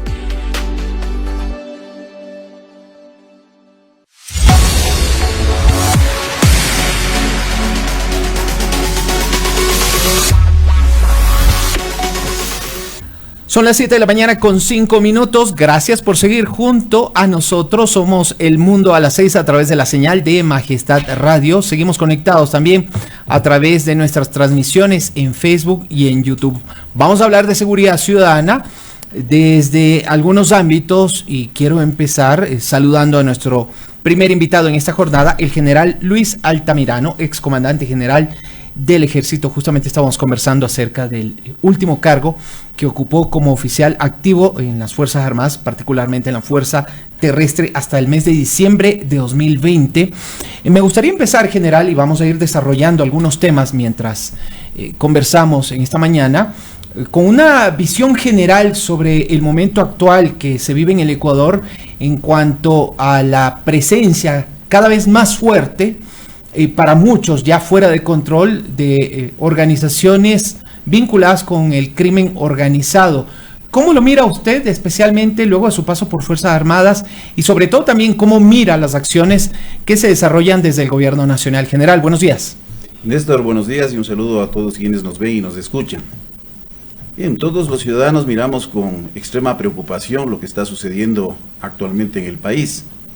Y esto básicamente no tiene un origen que uno pueda decir que esto es reciente. Esto viene de una degeneración y una degradación de las diferentes políticas y estrategias que se han venido manejando para gestionar la seguridad en el país. Hay una variación en el contexto estratégico, esto también hay que entender, es decir, los diagnósticos tienen que ser precisos. Tenemos este fenómeno propio de la revolución industrial, que viene acompañado del proceso de globalización, lo que aumentó las capacidades y necesidades del transporte marítimo internacional, el comercio de mercancías y de igual forma las actividades ligadas a la minería. Todo esto pues conduce a generar un ambiente en donde facilita y puede permear mucho más fácil las actividades de carácter criminal, especialmente aquellas que son de naturaleza transnacional, en donde se ligan, lógicamente, una red de redes, porque tenemos organizaciones de naturaleza local, con otras organizaciones a través de nodos de contactos internacionales. Y en esto la red de comunicaciones, la facilidad instantánea de enviar mensajes, de enviar información, pues también ha facilitado este tipo de actividades. Ahora, sin embargo, también hay que ver el manejo y la evolución que ha tenido el sector seguridad en el país, en donde han existido aciertos, pero en donde también han existido errores. Yo creo que no hay una visión clara, no hay una política y una estrategia clara. Nosotros ya pudimos evidenciar esto con la primera gran masacre entre algunos de los problemas que se venía dando en el sistema carcelario, el 23 de febrero del año 2021, y evidenciaba justamente una pérdida de control de estos espacios que supuestamente deben ser controlados. Y de repente entramos en discusiones en donde buscamos solucionar los problemas, ya sea a través del porte de armas, que eso también tiene que ser discutido, es un debate, pero no podemos pasar el monopolio de la violencia legítima que tiene el Estado y que sobre todo recae en el orden público a la Policía Nacional, pasar en manos del ciudadano. Esto degeneraría en mayor violencia, pero tiene que pensarse y tiene que debatirse. Y caemos en anuncios mediáticos, anuncios como por ejemplo el incremento del pie de fuerza de la Policía Nacional, que es una institución, mantengo, respetable, que ha mejorado mucho, que ha progresado mucho, pero que merece un análisis mucho más amplio por todas las repercusiones que esto puede tener desde el punto de vista organizacional, desde el punto de vista presupuestario y desde el punto de vista de la participación interagencial e interinstitucional, tanto de ejes que están ligados directamente a la seguridad como aquellos ejes que son de naturaleza transversal. Ahora bien, con esa primera lectura y sobre todo entrando ya muy particularmente, general Altamirano, en algunas decisiones que ha tomado el gobierno nacional, quizá usted no coincide, me gustaría enfocarme en el día de ayer. Hubo una ceremonia militar en Parcayacu y trato de enlazar esto a lo que fue su carrera en las Fuerzas Armadas con uno de los anuncios que hizo el presidente de la República. Va a convocar a los 221 alcaldes. Ha dicho que también tienen responsabilidad en lo que sucede en la seguridad y en las soluciones. Desde su punto de vista, y ya enfocándonos estrictamente en lo que fue el discurso del presidente de la República también, además de los nuevos comandantes en las Fuerzas Armadas, particularmente la Fuerza Terrestre. ¿Cómo lo mira usted? ¿Es acertado llevar la discusión sobre la seguridad ciudadana en este momento a los gobiernos autónomos descentralizados? Bien, mire, es necesario, como yo le mencionaba, rediseñar la arquitectura de seguridad. Por ahí hay que plantear, digamos, la base de cómo tenemos que funcionar hacia futuro, y esto tiene que hacerse en el corto, mediano y largo plazo, porque involucra decisiones que son de carácter político. Allí están realmente los problemas. Y diseñada esta arquitectura, pasar inmediatamente a la ejecución de políticas y estrategias que sean claras y definidas y que sean sobre todo de carácter integral. Mire, la participación de los gobiernos autónomos descentralizados, claro que es importante, pero hay que revisar cuáles son las competencias que la Constitución le otorga en términos de seguridad. Mire, existen tasas de seguridad en muchos municipios en el país, pero que están orientadas a cierto tipo de actividades. Una de ellas, por ejemplo, el tránsito. Otra de ellas, por ejemplo, en entrega de recursos a través de la adquisición de equipos, ambulancias, helicópteros. Inclusive el municipio de Quito lo dispone. Entonces hay que ver cuál es el espacio que le corresponde a un municipio. Ahora, caemos en estos anuncios mediáticos que muchas veces no ayudan a contribuir, porque eso no se trata simplemente de tener una reunión para todos sumar en ese objetivo. Se necesitan políticas claras. Entonces, en ese sentido, mire, se destruyó la institucionalidad cuando se eliminó el Ministerio Coordinador de Seguridad. En el país vivimos un síndrome de nostalgia, y he escuchado a muchos analistas mencionar es que teníamos antes una estructura de seguridad. Si esta estructura no hubiese servido para la situación que estamos enfrentando el día de hoy. El Consejo de Seguridad Nacional, que existía con la Ley de Seguridad Nacional, persiste porque si uno revisa la Ley de Seguridad Pública del Estado, esto hay que hablar con documentos, no hay que hablar de memoria. Tiene las mismas atribuciones e inclusive muchas atribuciones adicionales a las que mantenía el propio Consejo de Seguridad Nacional. Y ahora se denomina Consejo de Seguridad Pública del Estado. Ahora, depende cómo quienes tienen la prerrogativa de convocar, de gestionar una agenda, puedan orientar el trabajo de las diferentes instituciones. ¿Y quién ejerce la Secretaría Permanente o ejercía esta Secretaría Permanente del Consejo de Seguridad Pública del Estado? Era el Ministerio Coordinador, que tenía responsabilidades de rectoría, de planificación, de coordinación y de evaluación de políticas públicas. Eso ya no existe. Y lo mismo se eliminó el Ministerio de Justicia y Derechos Humanos, se eliminó el Ministerio del Interior, que hoy nuevamente se vuelve a incorporar, y a la final todos estos mecanismos se sustituyeron por un gabinete sectorial de seguridad que se le encargó a Defensa. ¿Qué tiene que ver Defensa con un problema de seguridad tan amplio? Seguridad interna, claro. Pero por ahí quisiera interrumpir un poco. Muy buenos días, te saluda Silra Traslaviña, nuestro invitado, para decirle, a ver, pero el tema por ahí no era por un tema de mucha burocracia, todos estos ministerios coordinadores que lo que hacían era engordar un aparato estatal y que realmente no es que estuvieran funcionando, porque el país no es que estaba en orden. Entonces por ahí quisiera preguntarle qué tan necesario es tener todos estos ministerios coordinadores que, claro, lo que hacían era coordinar estas políticas, pero de todas maneras también estaban engordando el Estado.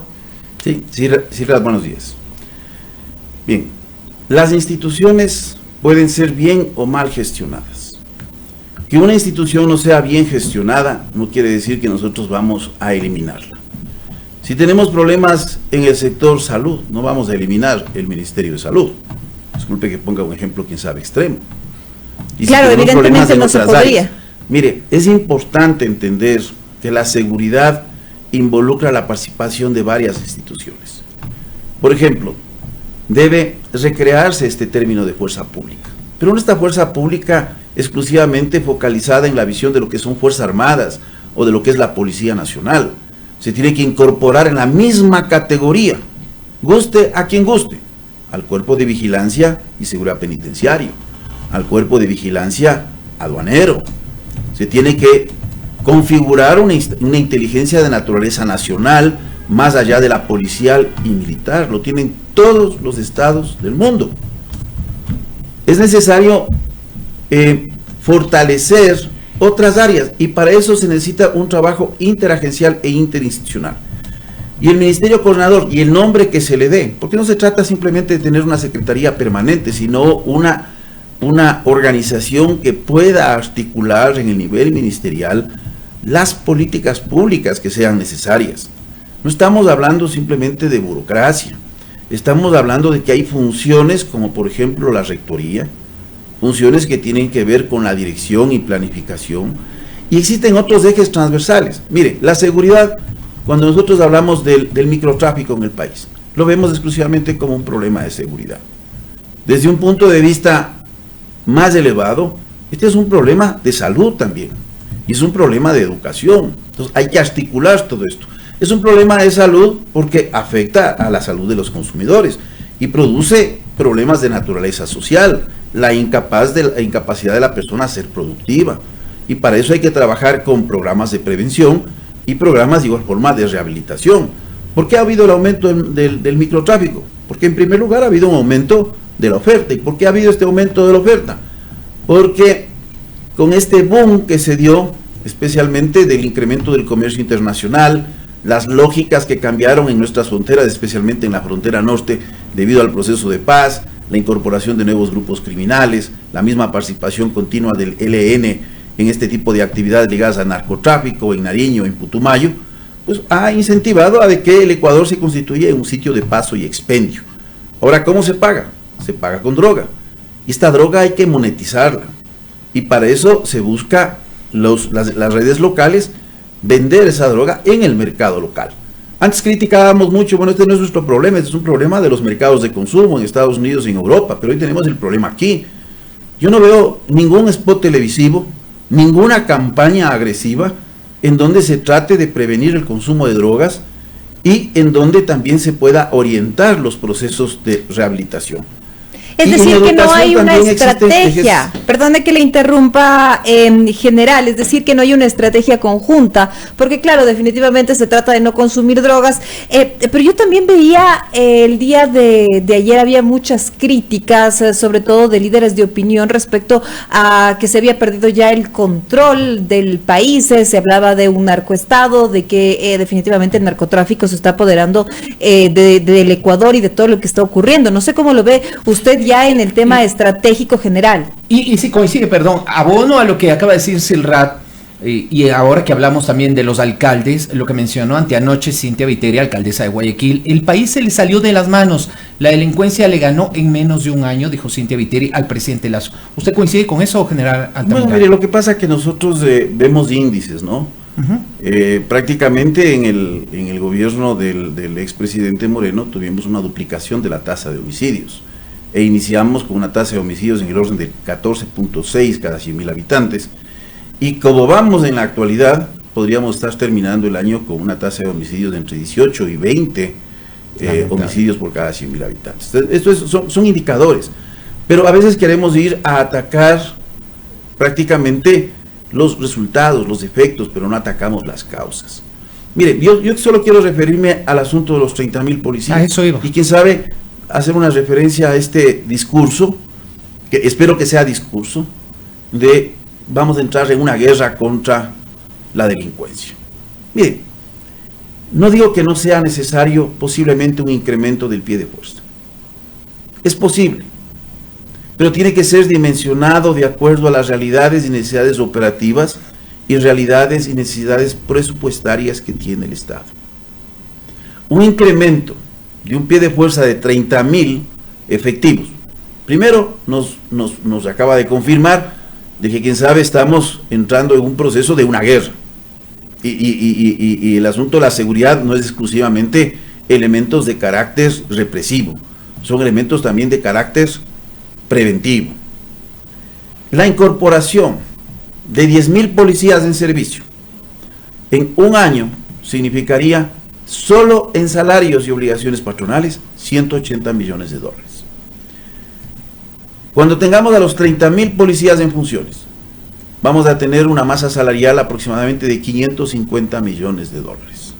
Yo les ruego que los analistas y todos repensemos cuál es el presupuesto que tenemos en otras áreas y cuáles serían las limitaciones para un Estado que tiene en este momento un presupuesto general de 33.000 millones de dólares, que tiene una brecha fiscal, y de repente genera un compromiso que no termina con este gobierno, porque estos 30.000 policías más allá de los mecanismos de eliminación que pueden existir, o de no continuidad en la carrera, pues vamos a tener una masa impresionante. Los 30.000 policías, solo en salarios, en un año significa 560 millones de dólares, con un salario creciente porque cada año se gana por antigüedad y posteriormente se gana por grado. Sin alimentación, sin equipamiento, sin los gastos operacionales que demandará el empleo de estos 30.000 uniformados. Yo me atrevo a decir que estamos hablando sobre un gasto salarial anual, una vez que tengamos en servicio, de alrededor de 700 millones de dólares. Entonces hay que ver la dimensión de las decisiones. Yo creo, en una empresa uno ve costo-beneficios, ve alternativas.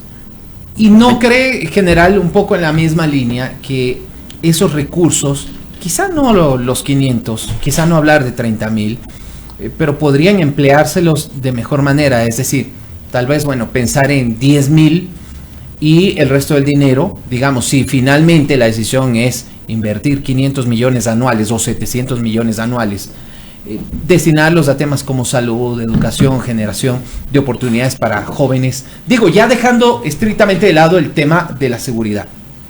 Es que justamente lo que evidencia es que no tenemos una estrategia. Lo que evidencia es que no tenemos una política. Primero hacemos anuncios y después analizamos cuáles son las repercusiones que tienen estos anuncios. O sea, hoy decimos vamos a entrar en una guerra contra la delincuencia y tenemos que ver cuál es la connotación de decir esto de forma discursiva y quién sabe de forma mediática. Bueno, puede generar aplausos, pero generará soluciones. Entonces existen otros elementos que tienen que ser tomados en cuenta. Miren, en algún momento, por eso yo digo corto, mediano y largo plazo, y a veces hay que decir cosas que pueden ser que no son políticamente correctas, pero mire, yo estoy aquí como un ciudadano muy preocupado por la situación del país y diré las cosas que yo creo que tienen que ser analizadas y repensadas. En algún momento, por ejemplo, en un proceso de mediano y largo plazo, se debe tener una policía civil independiente de la policía de fuerza. Lo tienen la mayor parte de los estados. Hablamos de penetración al estado, de corrupción, pero penetración especialmente de organizaciones de carácter criminal. ¿Cuáles son las formas de realizar estos controles? Mire, la policía en el 2011 ya incluyó pruebas de confianza a todos los oficiales y al resto del personal a través de las obligaciones selectivas que deben ellos cumplir, dependiendo del nivel de responsabilidad. ¿Por qué no lo ha hecho Fuerzas Armadas? Esos son procesos que yo he presentado. Se necesita decisiones de carácter político. Y crear departamentos de asuntos internos, que ya lo tiene la policía, pero hay que hacerlo de forma diferente. Tienen que ser interinstitucionales, de tal forma de que tengamos la presencia de la propia Fiscalía General del Estado, de la Unidad de Análisis Financiero, del SRI, de la Policía Judicial y de cualquier órgano que sea necesario dentro de las instituciones. Por mi experiencia, yo le puedo decir, existe un fenómeno que se conoce en sociología militar y policial de jerarquía paralela. Es decir, la influencia que puede tener alguien sin tener una línea de mando directa sobre una persona que está en otro reparto o en otra función. Y yo he visto cómo procesos disciplinarios, procesos de investigación, terminaron absolutamente en nada por este fenómeno de jerarquía paralela. Desde las más altas influencias. Para eso se necesita entonces un trabajo en asuntos internos, en las inspectorías, que sea interagencial, de tal forma de que generar estos contrapesos. Como decía este filósofo y politólogo Norberto Bobbio en su libro Futuro de la Democracia, hay que pensar en esta frase: ¿quién controla a los controladores? Y la forma es generar estos check and balances al interior de las instituciones, de tal forma de que podamos combatir con mayor eficiencia y eficacia. Y si no quiere decir que vamos a impedir, pero vamos a poder alertar con mayor anticipación cuando existe una penetración, especialmente en los órganos de seguridad.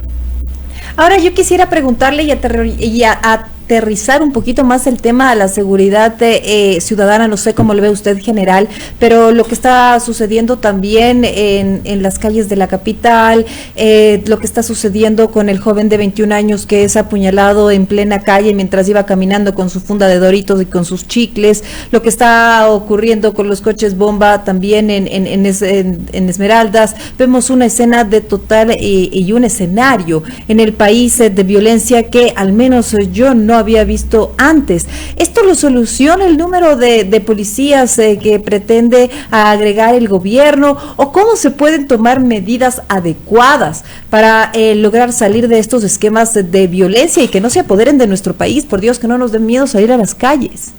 Es que justamente hay que partir de un diagnóstico claro. Mire, la violencia se puede dar de tres formas, si uno quiere clasificar, entre tantas clasificaciones que pueden existir.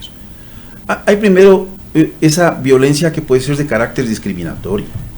Hay una violencia que puede ser la que se endilga a la delincuencia común y otra que es la delincuencia organizada. Las tres tienen un tratamiento totalmente diferente. Ir atrás del crimen organizado transnacional no se soluciona colocando un policía en cada esquina, ni colocando controles de armas en cada esquina por parte de Fuerzas Armadas. Merece otro tratamiento, son otro tipo de estrategias. A diferencia de lo que es la delincuencia común y a diferencia de lo que es la violencia discriminatoria, ya sea por género. Pero estas estrategias social, no deberían ir conjuntas de alguna forma, articuladas, para poder, porque es evidente y lo que se ha dicho es que la violencia, por ejemplo, que se vive en las ciudades, está gestionada y está administrada desde las mismas cárceles. Entonces no vemos una estrategia conjunta desde las autoridades, no vemos de hecho ninguna estrategia. Lo que salen a comunicar es: vamos a tomar acciones, vamos a seguir trabajando, no permitiremos que la violencia se apodere del país. Es lo que dicen escuetos comunicados, pero acciones y una estrategia clara no vemos. Es que, mire, es que no toda la violencia que se ve en las calles viene de las cárceles. Y aquí hay que entender el fracaso que ha tenido el sistema carcelario, mal llamado sistema de rehabilitación, reinserción, porque no existe nada. Mire, 99% de las personas privadas de la libertad provienen de estratos socioeconómicos bajos, lo que denota de que el origen de la violencia viene de la pobreza, la falta de empleo, la falta de oportunidades, entre ellas la educación, el crédito. Entonces requiere una estrategia mucho más amplia. Mire, cuando yo hablo del crédito, solo quiero mencionar algo que es importante, porque eso es tratar desde un punto de vista amplio, y para eso necesita coordinarse elementos verticales y longitudinales o transversales. El acceso a crédito es importante. Hay una gran capacidad de innovación en el país. Las cooperativas han perdido el sentido de lo que es el crédito solidario. Hoy, si usted quiere invertir, ¿quién le paga más intereses dentro del mercado legal de dinero? El sistema cooperativista. Cuando se debe entender que la cooperativa era porque tenemos un grupo de personas que no teníamos la misma capacidad como para acceder a un crédito bancario, hoy los créditos en las cooperativas son los más elevados y también le pagan unas tasas muy elevadas. Entonces hemos perdido la visión de la funcionalidad de estas instituciones. En el país existen 234 cooperativas. Entonces existen otros elementos que van a seguir alimentando. Caso que vayamos a continuar atacando los efectos, no vamos a terminar nunca con las causas. Mire, en el país se pierden 300.000 litros de leche al día. Se produce especialmente en el sector indígena, sector que ha sido excluido históricamente en nuestra sociedad, porque no se conjuga este esfuerzo de tal forma de que se pueda formar sistemas de empresas cooperativistas con el apoyo del Estado para vender, por ejemplo, estos elementos de primera necesidad sin estas cadenas de distribución directamente a las periferias y los barrios más empobrecidos de las ciudades, que son polos de atracción justamente por la falta de oportunidades en el campo. Si uno ve la tasa de empleo, la diferencia entre la urbana y la rural, uno se queda asustado.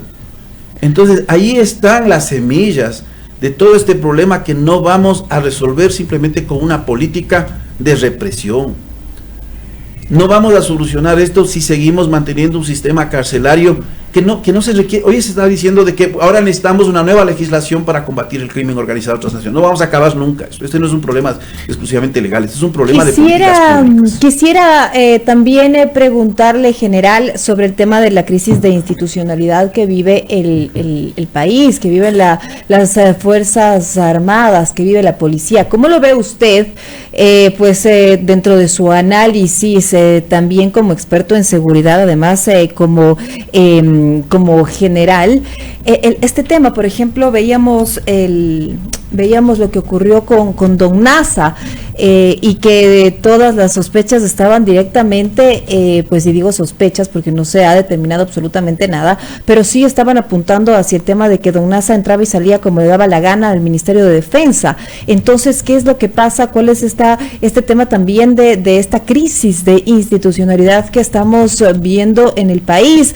donde no sabemos ya si es que las Fuerzas Armadas, si es que la policía nos están cuidando o realmente qué es lo que están haciendo, si están ya involucrados en temas de mafias? Quisiera saber su lectura al respecto. No, la crisis de institucionalidad en el país viene desde los más altos niveles. O sea, mire, no podemos desconocer el momento político que estamos atravesando y que no contribuye en solucionar los verdaderos problemas nacionales. Hoy tenemos una Asamblea Nacional muy desprestigiada, con problemas en la definición de quiénes van a continuar al frente de la misma. Hoy tenemos problemas en la Corte Nacional de Justicia. ¿Pero qué pasa en su área? ¿En el Ministerio de Defensa, por ejemplo? ¿Qué pasa en las Fuerzas Armadas? Con el tema que le estaba comentando de Don Nasa, que apuntaba directamente hacia la institución. Todos esos elementos contribuyen a la final a generar esa incertidumbre en el ciudadano, ¿no? Todo esto contribuye. Mire, ahí lo que se evidencia prácticamente es la ausencia de controles y la ausencia de un proceso de investigación que debió haberse hecho de forma temprana cuando se descubrió este esquema de Big Money. No se lo hizo, porque no conozco absolutamente nada de que se haya determinado niveles de responsabilidades de las personas que estuvieron directamente involucradas cuando este caso se develó en el año 2021, aproximadamente por el mes de abril, antes que concluya el gobierno anterior. Ahí viene la importancia de tener asuntos internos con una participación interinstitucional. Había una unidad militar. En una unidad militar existe un sistema de convivencia comunitario. Que esto no se haya conocido, no creo. Que no haya conocido los comandantes, no creo. Debieron haber conocido. ¿Cuál fue el proceso de investigación y cuál fue el resultado de esta permisividad que se dio? Sobre todo de una persona que estaba ligado al sistema de inteligencia, porque el occiso Don Nasa era del sistema de inteligencia. Entonces evidencia una falla de los controles internos, pero también evidencia una ausencia de una acción que tiene que realizar el Estado, y es el sistema judicial. Ahí tenemos la Fiscalía y también tenemos los jueces. Y ahí volvemos al punto que usted decía, ¿quién controla a los que controlan? Si realmente tenemos este tema de crisis institucional, usted mismo nos está diciendo que el tema de Don Nasa ahí quedó en la nada, que este esquema ilegal de Big Money igual estuvo aportando y definitivamente se vieron involucrados pues los uniformados, general. Es que justamente, entonces hay que tomar el toro por los cuernos. La necesidad de tomar decisiones que son de carácter drástico. Eso es lo que tienen que hacer los gobernantes, eso tienen que hacer los gestores de las políticas públicas. Terminamos con anuncios de guerra contra el crimen organizado, cuando no vemos que es un problema que también tiene que involucrarse el sistema judicial, tiene que involucrarse también la Fiscalía General del Estado. Entonces no es un tema exclusivamente de represión. Entonces no tenemos una mirada holística, no tenemos una mirada amplia de los problemas que están sucediendo. Ahora, incluir personal al interior de las instituciones en estos mecanismos se puede ver como un escándalo. Alguien va a decir que eso no es posible. ¿Cómo voy a tener aquí policía judicial al interior del ejército, de la marina? Pues hay que hacerlo. ¿Cómo voy a tener la propia fiscalía al interior de una institución como la... pues hay que hacerlo. Mire, yo tuve la oportunidad y la experiencia, tuve una gran formación y experiencia militar. y pude ver los centros de coordinación y fusión de información de cómo se funciona en los Estados Unidos. Muy interesante. No se quiere decir que hay que copiar lo que se está haciendo en otros países, porque también se puede estar haciendo mal muchas cosas. Hay que adaptar a nuestra realidad y hay que tener innovación.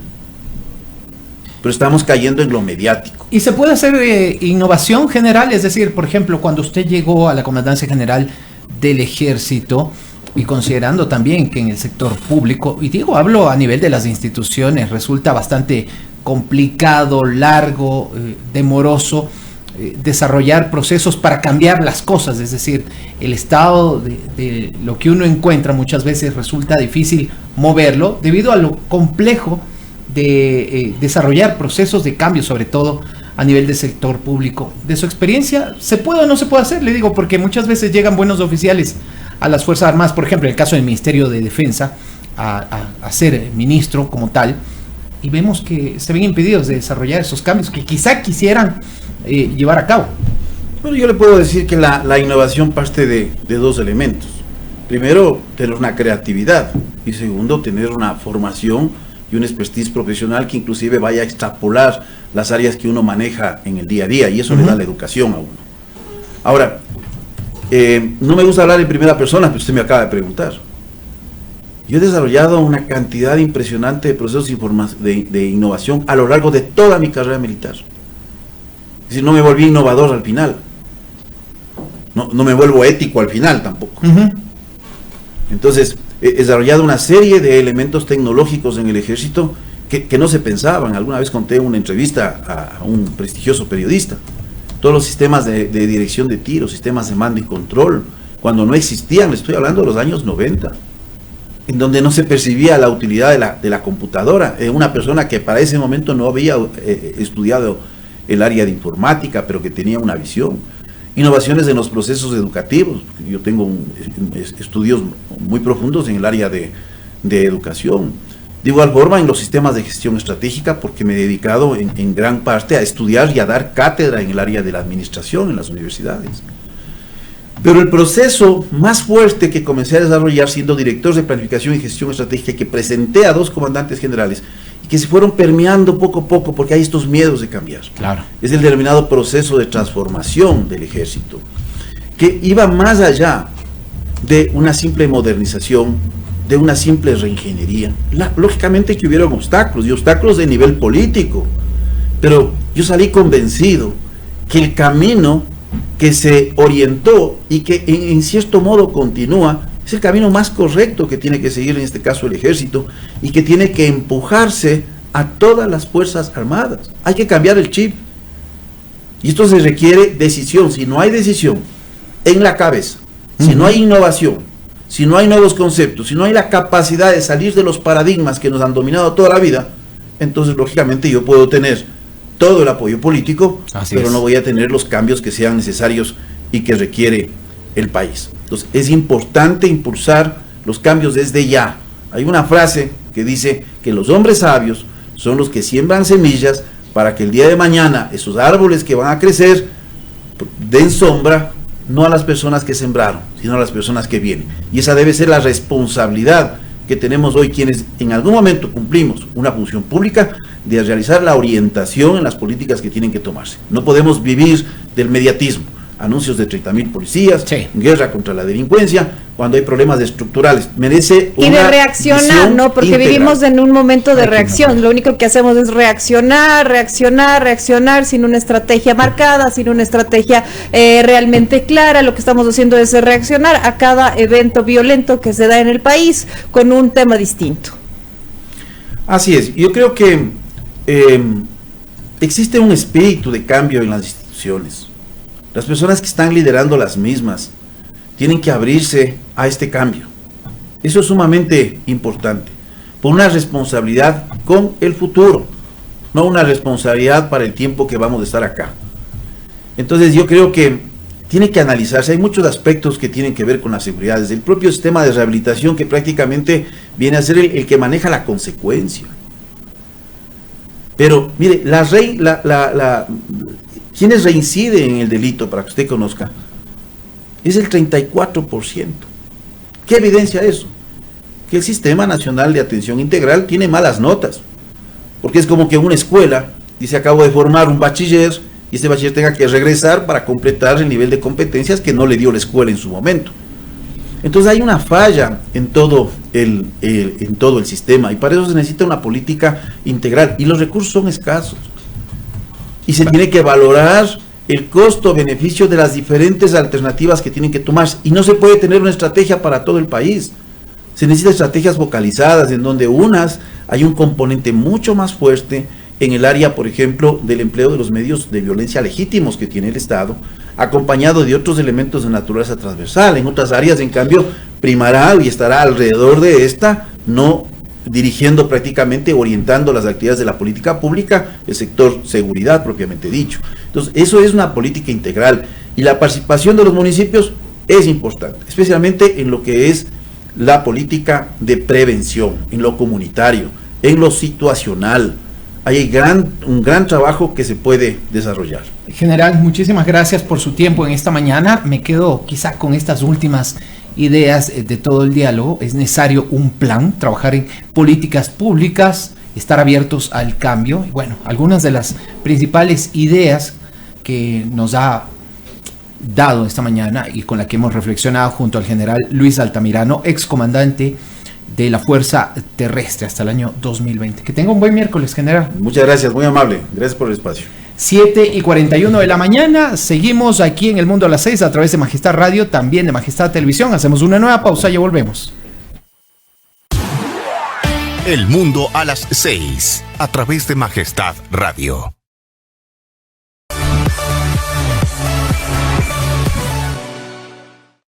Desde ahora disfruta del mejor internet y televisión por fibra con TVNet. Aumentamos la velocidad y disminuimos los precios. Navega sin límites con 80 megas solo por $25. Adquiere nuestros planes internet y televisión por fibra con TVNet por solo $35 con 80 megas. Estamos ubicados en la calle Guayaquil entre Río Mulaute y Pachatanga. Contáctanos al 0983 62 36 29. TVNet en La Concordia, Santo Domingo y Viche. Instalación gratis, aplican restricciones. Todos nuestros precios incluyen impuestos. TVNet, más entretenimiento. Santo Domingo, la capital de la carne, presenta La Artesana Carnes y Vinos. Con la garantía Angus, Brangus, presentamos los mejores cortes de carne para tu paladar. Picañas, bifes, tira de asado, lomos y los cortes premium que más te gustan. Variedad de chorizos a tu elección. Te esperamos en Santo Domingo, calle Guayaquil y Payatanga. Patios de Majestad Televisión.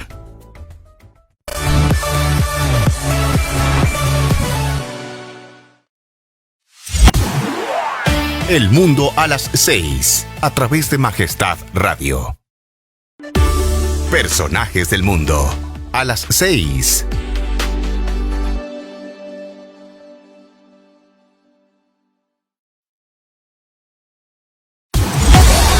El Mundo a las 6 a través de Majestad Radio.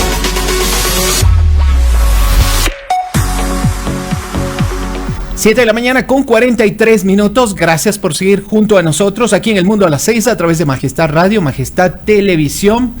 Vamos nuevamente a enfocarnos en lo que sucedió el día de ayer en la Asamblea Nacional. Dos cosas aquí. La primera, teníamos programado un diálogo aquí en este espacio. Sin embargo, finalmente no se pudo concretar. Entendemos por algún problema de última hora. Desafortunadamente eso no se pudo llevar a efecto. Vamos a abordar el tema desde otra óptica, tal vez desde un punto de vista mucho más académico, y también analizar los diferentes escenarios a los que se enfrenta el legislativo en el actual momento. Y saludo cordialmente al abogado Lenin Polanco, muy conocedor de los temas legislativos precisamente en esta mañana. Y se me gustaría una primera lectura de lo que ocurrió el día de ayer. Finalmente, luego de algunos intentos, algunos recursos, porque seguramente, como lo decía Silran muy temprano, a partir de las 6 de la mañana, de aquí en adelante vendrán también otras acciones desde la defensa de Guadalupe Llori. Pero en términos generales, ¿qué le pareció lo que sucedió el día de ayer en la Asamblea Nacional? Abogado, bienvenido, buenos días. Buenos días, un placer compartir la invitación aquí en Radio Majestad y felicitar los espacios de reflexión y diálogo aquí en este espacio. Bueno, en primera instancia lo que podríamos manifestar es que el día de ayer obviamente no estaba planificado, por lo menos en el orden del día, de acuerdo a la señora presidenta o expresidenta ya de la legislatura, Guadalupe Llori, el conocimiento del informe que habría emitido la Comisión Pluripartidista DOC. Esta comisión que fue conformada de acuerdo al artículo 18 de la Ley Orgánica de la Función Legislativa, pues claramente señalaba que la comisión debía ser conformada por miembros de varios partidos, ¿sí? Sin embargo, hubo una interpretación o ha habido criterios que yo los he escuchado, los respeto mucho, pero no los comparto, de que habrían tenido que ser designados a través de las bancadas que fueron legítimamente constituidas al inicio de este periodo legislativo en mayo del año pasado. Nada más equivocado que eso, y yo lo que considero es que la Comisión Pluripartidista fue formada de acuerdo a lo que manda el artículo 18 de la Ley Orgánica Legislativa, y luego pues este informe recomendó la destitución de la expresidenta Guadalupe Llori, básicamente por el incumplimiento de funciones, es decir, no permitir o no convocar en los plazos establecidos por la Ley Orgánica de la Función Legislativa las sesiones del Pleno, así como no permitir la apelación de su presidencia, que es una figura perfectamente válida. El día de ayer se toma la decisión con 81 votos, 81 voluntades, entre los que están los asambleístas del correísmo, asambleístas de Izquierda Democrática, asambleístas también de Pachacuti, obviamente el Partido Social Cristiano. Y a través de una moción que es facultativo en el procedimiento legislativo, se adopta la decisión de conocer el informe de la Comisión Pluripartidista DOC. Una vez conocido este informe, lo que se hace es la deliberación, el debate parlamentario correspondiente, y se adopta esta decisión con 81 voluntades, ratificamos, que es válida, que es legal y que es pertinente. Ahora bien, ¿cuáles son los efectos jurídicos de esta destitución de la calidad de presidenta? El asambleísta Guadalupe Llori pues cesa en sus funciones como presidenta del primer poder del Estado, no pierde su calidad de asambleísta por la provincia de Orellana, es importante señalar esto a la ciudadanía. Asimismo, el primer vicepresidente de la legislatura, Virgilio Sequicel, hasta el día de ayer, asume por competencia, es decir, de acuerdo al procedimiento establecido en la Ley Orgánica de la Función Legislativa, asume la presidencia del Parlamento. Estas funciones tendrán duración pues hasta mayo del próximo año, cuando se termina el periodo de las autoridades elegidas, y posterior a ello pues queda vacante de acuerdo al procedimiento legislativo la primera vicepresidencia de la legislatura. ¿Qué quiere decir esto? Que los asambleístas deberán volver a escoger un primer vicepresidente de la legislatura. No sube Yesenia Guamaní, entonces. De acuerdo al análisis de la Ley Orgánica de la Función Legislativa, la función del primer vicepresidente es obviamente suplir o subrogar en la ausencia del presidente o de la presidenta de la Asamblea, mas no contempla esta posibilidad para la segunda presidencia, es decir, no hay una norma expresa que de alguna manera señale que la segunda vicepresidencia subroga a la primera. ¿Sí? En derecho público no podemos suponer o no podemos inferir, sino aquello que está escrito y prescrito textualmente en la norma. Entonces ahora, no sería por ahí el camino. Abogado, yo quisiera preguntarle, ya porque lo que estamos viendo y lo que vimos en la Asamblea Nacional definitivamente fue una salida política, no una salida jurídica. La presidenta ya fuera, estamos hablando de Guadalupe Llori, ella tenía medidas cautelares y en teoría no se podía leer este informe que recomendaba precisamente la salida de Guadalupe Llori de la presidencia de la Asamblea. Estas medidas cautelares de todas maneras la protegían. Por ahí, ¿qué marco de acción podría tener la asambleísta? ¿Podría, por ejemplo, demandar al Estado? ¿Qué movimientos podría realizar ya con la justicia cuando ella tenía estas medidas cautelares? Nos gusta o no nos gusta, estaban vigentes, y la Asamblea lo que hace es tomar esta salida política. Correcto, al respecto, las medidas cautelares, es decir, como un recurso de la justicia constitucional emitidas por un juez de Quitumbe, de la Unidad Judicial de Quitumbe, básicamente blindaban a la expresidenta Guadalupe Llori, porque estas medidas cautelares mandaban entre algunas cosas, ¿no? Que no se conozca el informe de la comisión, primero, que se vuelva a convocar a la Comisión Pluripartidista ad hoc, y había una interpretación que el juez constitucional hacía con respecto al procedimiento parlamentario.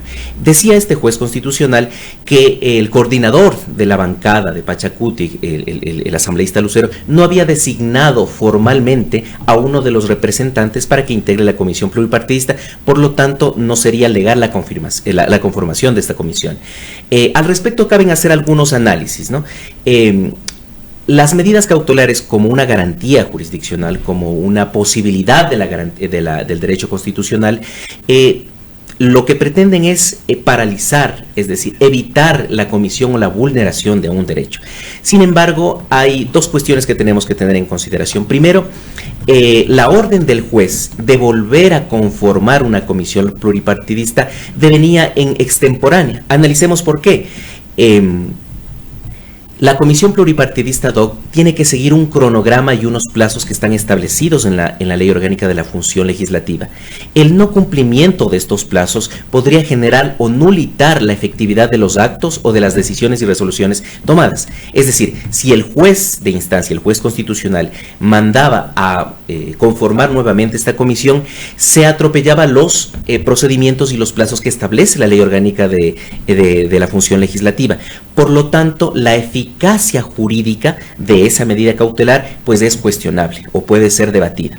Ahora bien, también se tornaba en extemporánea porque dicha comisión fue ya conformada previamente, ¿sí? Entonces, al ser ineficaz jurídicamente las resoluciones tomadas, al devenir en extemporánea, pues lo que hace la legislatura es desconocerlas. Recordemos que en el proceso de destitución del asambleísta Villamar en el periodo anterior hubo ya un precedente con respecto a aquello, es decir, el asambleísta Villamar activó la justicia constitucional, consiguió medidas una acción de protección. Sin embargo, el criterio jurídico en aquel momento de la asamblea fue que por el principio de independencia de funciones se desconocía esa medida cautelar.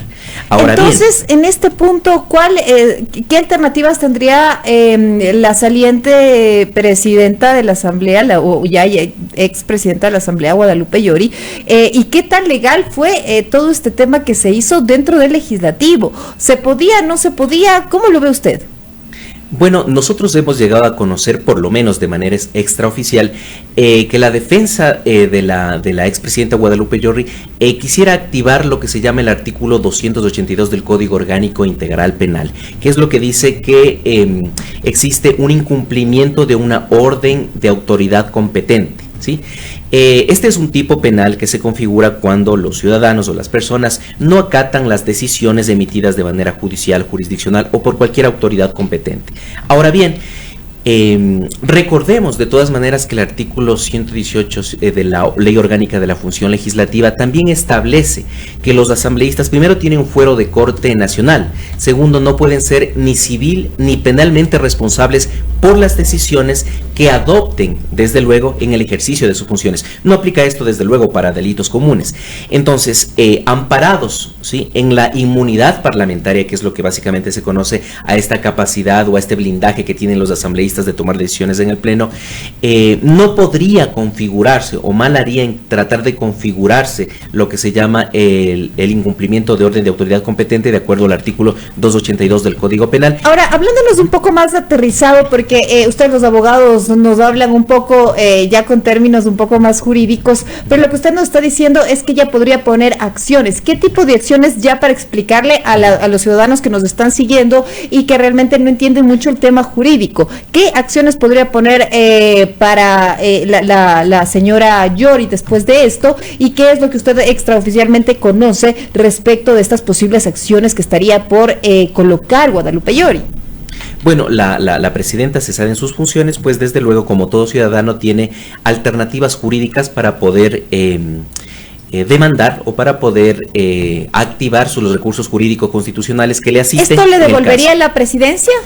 Yo pienso que en este momento ya no. De hecho, en este momento el expediente de la medida cautelar ha sido remitido al superior, es decir, el juez, los jueces de la Corte Provincial de Pichincha conocerán este expediente. De todas maneras, la Asamblea ha sido clara en que no van a reconocer o no van a admitir la eficacia jurídica de esta medida cautelar. Básicamente, ¿qué es lo que podría hacer la expresidenta Yori? Pues activar en sede penal, es decir, en la justicia penal, lo que se denomina una denuncia por el incumplimiento de una orden de una autoridad competente. Podría hacerlo aquello, y luego de agotar todas las instancias nacionales, en el futuro, desde luego, y es una posibilidad muy real, ella podría activar la Corte Interamericana de Derechos Humanos, es decir, acudir a la justicia internacional una vez que se acabe toda la sede nacional y todas las alternativas que le da la justicia nacional. Permítame hacer una última pregunta, al menos de mi parte, y me gustaría una respuesta, no necesariamente como el abogado Lenin Polanco, sino también basado en su experiencia, en el análisis también que usted hace. La salida de Guadalupe Llori de la presidencia de la Asamblea Nacional pudiera marcar el inicio del fin de esta serie de problemas, desencuentros, falta de agilidad, de procesamiento de proyectos de ley, etcétera, etcétera. Bueno, en mi juicio personal, la salida de la expresidenta Guadalupe Llori no es la solución a este clima de gobernabilidad o de ingobernabilidad y a esta situación de conflictividad que se ha dado en el Ejecutivo Legislativo y que ha sido el denominador común durante este año. Yo pienso que difícilmente abona la solución. Es una oportunidad, sin embargo, es una nueva oportunidad para que la legislatura en este segundo año de sus funciones pueda encontrar los caminos definitivamente para priorizar los grandes renglones de las prioridades nacionales, es decir, la reactivación del aparato productivo, la generación de empleo, obviamente la situación de inseguridad. El vicepresidente Saquicela, ahora presidente, ha dicho que ya este viernes se va a tratar la ley de uso progresivo de la fuerza, que me parece una buena señal que podría de alguna manera configurar un nuevo escenario. Pero me gustaría ser un poco más optimista. Lamentablemente yo considero que no abona este cambio, este reemplazo de la presidenta Guadalupe Llori, no abona a superar este déficit de gobernabilidad, por cuanto este clima de enfrentamiento ejecutivo-legislativo, que ha sido el denominador común, por lo menos durante este año, pues no se resuelve con el cambio de autoridades. Se necesita más bien un gran pacto de construcción de futuro entre legislativo y ejecutivo, procesar los disensos con altura, construir una agenda pública y sentarse en las mesas de diálogo para poder, pues, de alguna manera solventar este déficit de gobernabilidad. Y trabajar en conjunto, definitivamente, porque si no, ¿cómo movemos este país? Definitivamente, el trabajo coordinado y conjunto entre el primer poder del Estado, la legislatura, y el Ejecutivo es un requisito sine qua non para poder alcanzar el Plan Nacional de Desarrollo y alcanzar los grandes objetivos nacionales. Abogado, muchísimas gracias por su tiempo. Ha sido un placer, un buen día. De la misma manera, ha sido Lenin Polanco, abogado especializado en temas legislativos, su análisis y reflexiones acerca de lo ocurrido el día de ayer en horas de la noche con Guadalupe Llori y su destitución de la presidencia de la Asamblea Nacional. Apenas nos separan 2 minutos de las 8 de la mañana, llegamos a la parte final de este espacio. ¿Sí? Así es, estamos ya cerrando nuestro noticiero. Agradecemos a todas las personas que se unieron, que se conectaron, que discutieron con nosotros, que nos mandaron también sus diferentes alternativas. Esperemos y veamos cómo se siguen moviendo este tema del ajedrez político en el país. Veamos qué es lo que sigue pasando con la Asamblea Nacional. Veamos si ya con este cambio pues se logra trabajar de alguna manera por los ecuatorianos, que es para lo que fueron electos los asambleístas y que deberían cumplir sus funciones, porque hay 137 personas ahí que representan en teoría una función que debería estar actuando por los ecuatorianos. Son las 7:58, esto fue El Mundo a las 6, les agradecemos a todos, un abrazo. Recordemos que mañana tenemos invitado al ex presidente de los ecuatorianos, Rafael Correa, tendrá mucho también que contarnos por ahí, así es que ahí estaremos también mirando y viendo qué es lo que pasa con la política ecuatoriana según su visión también, Néstor. Nos vemos el día de mañana a partir de las 6 horas junto a Silrat Traslaviña, quien les habla, Néstor Aguilera, nuestro equipo de producción. Los invitamos a que sigan junto a la señal de Majestad Radio y Majestad Televisión. Buen miércoles.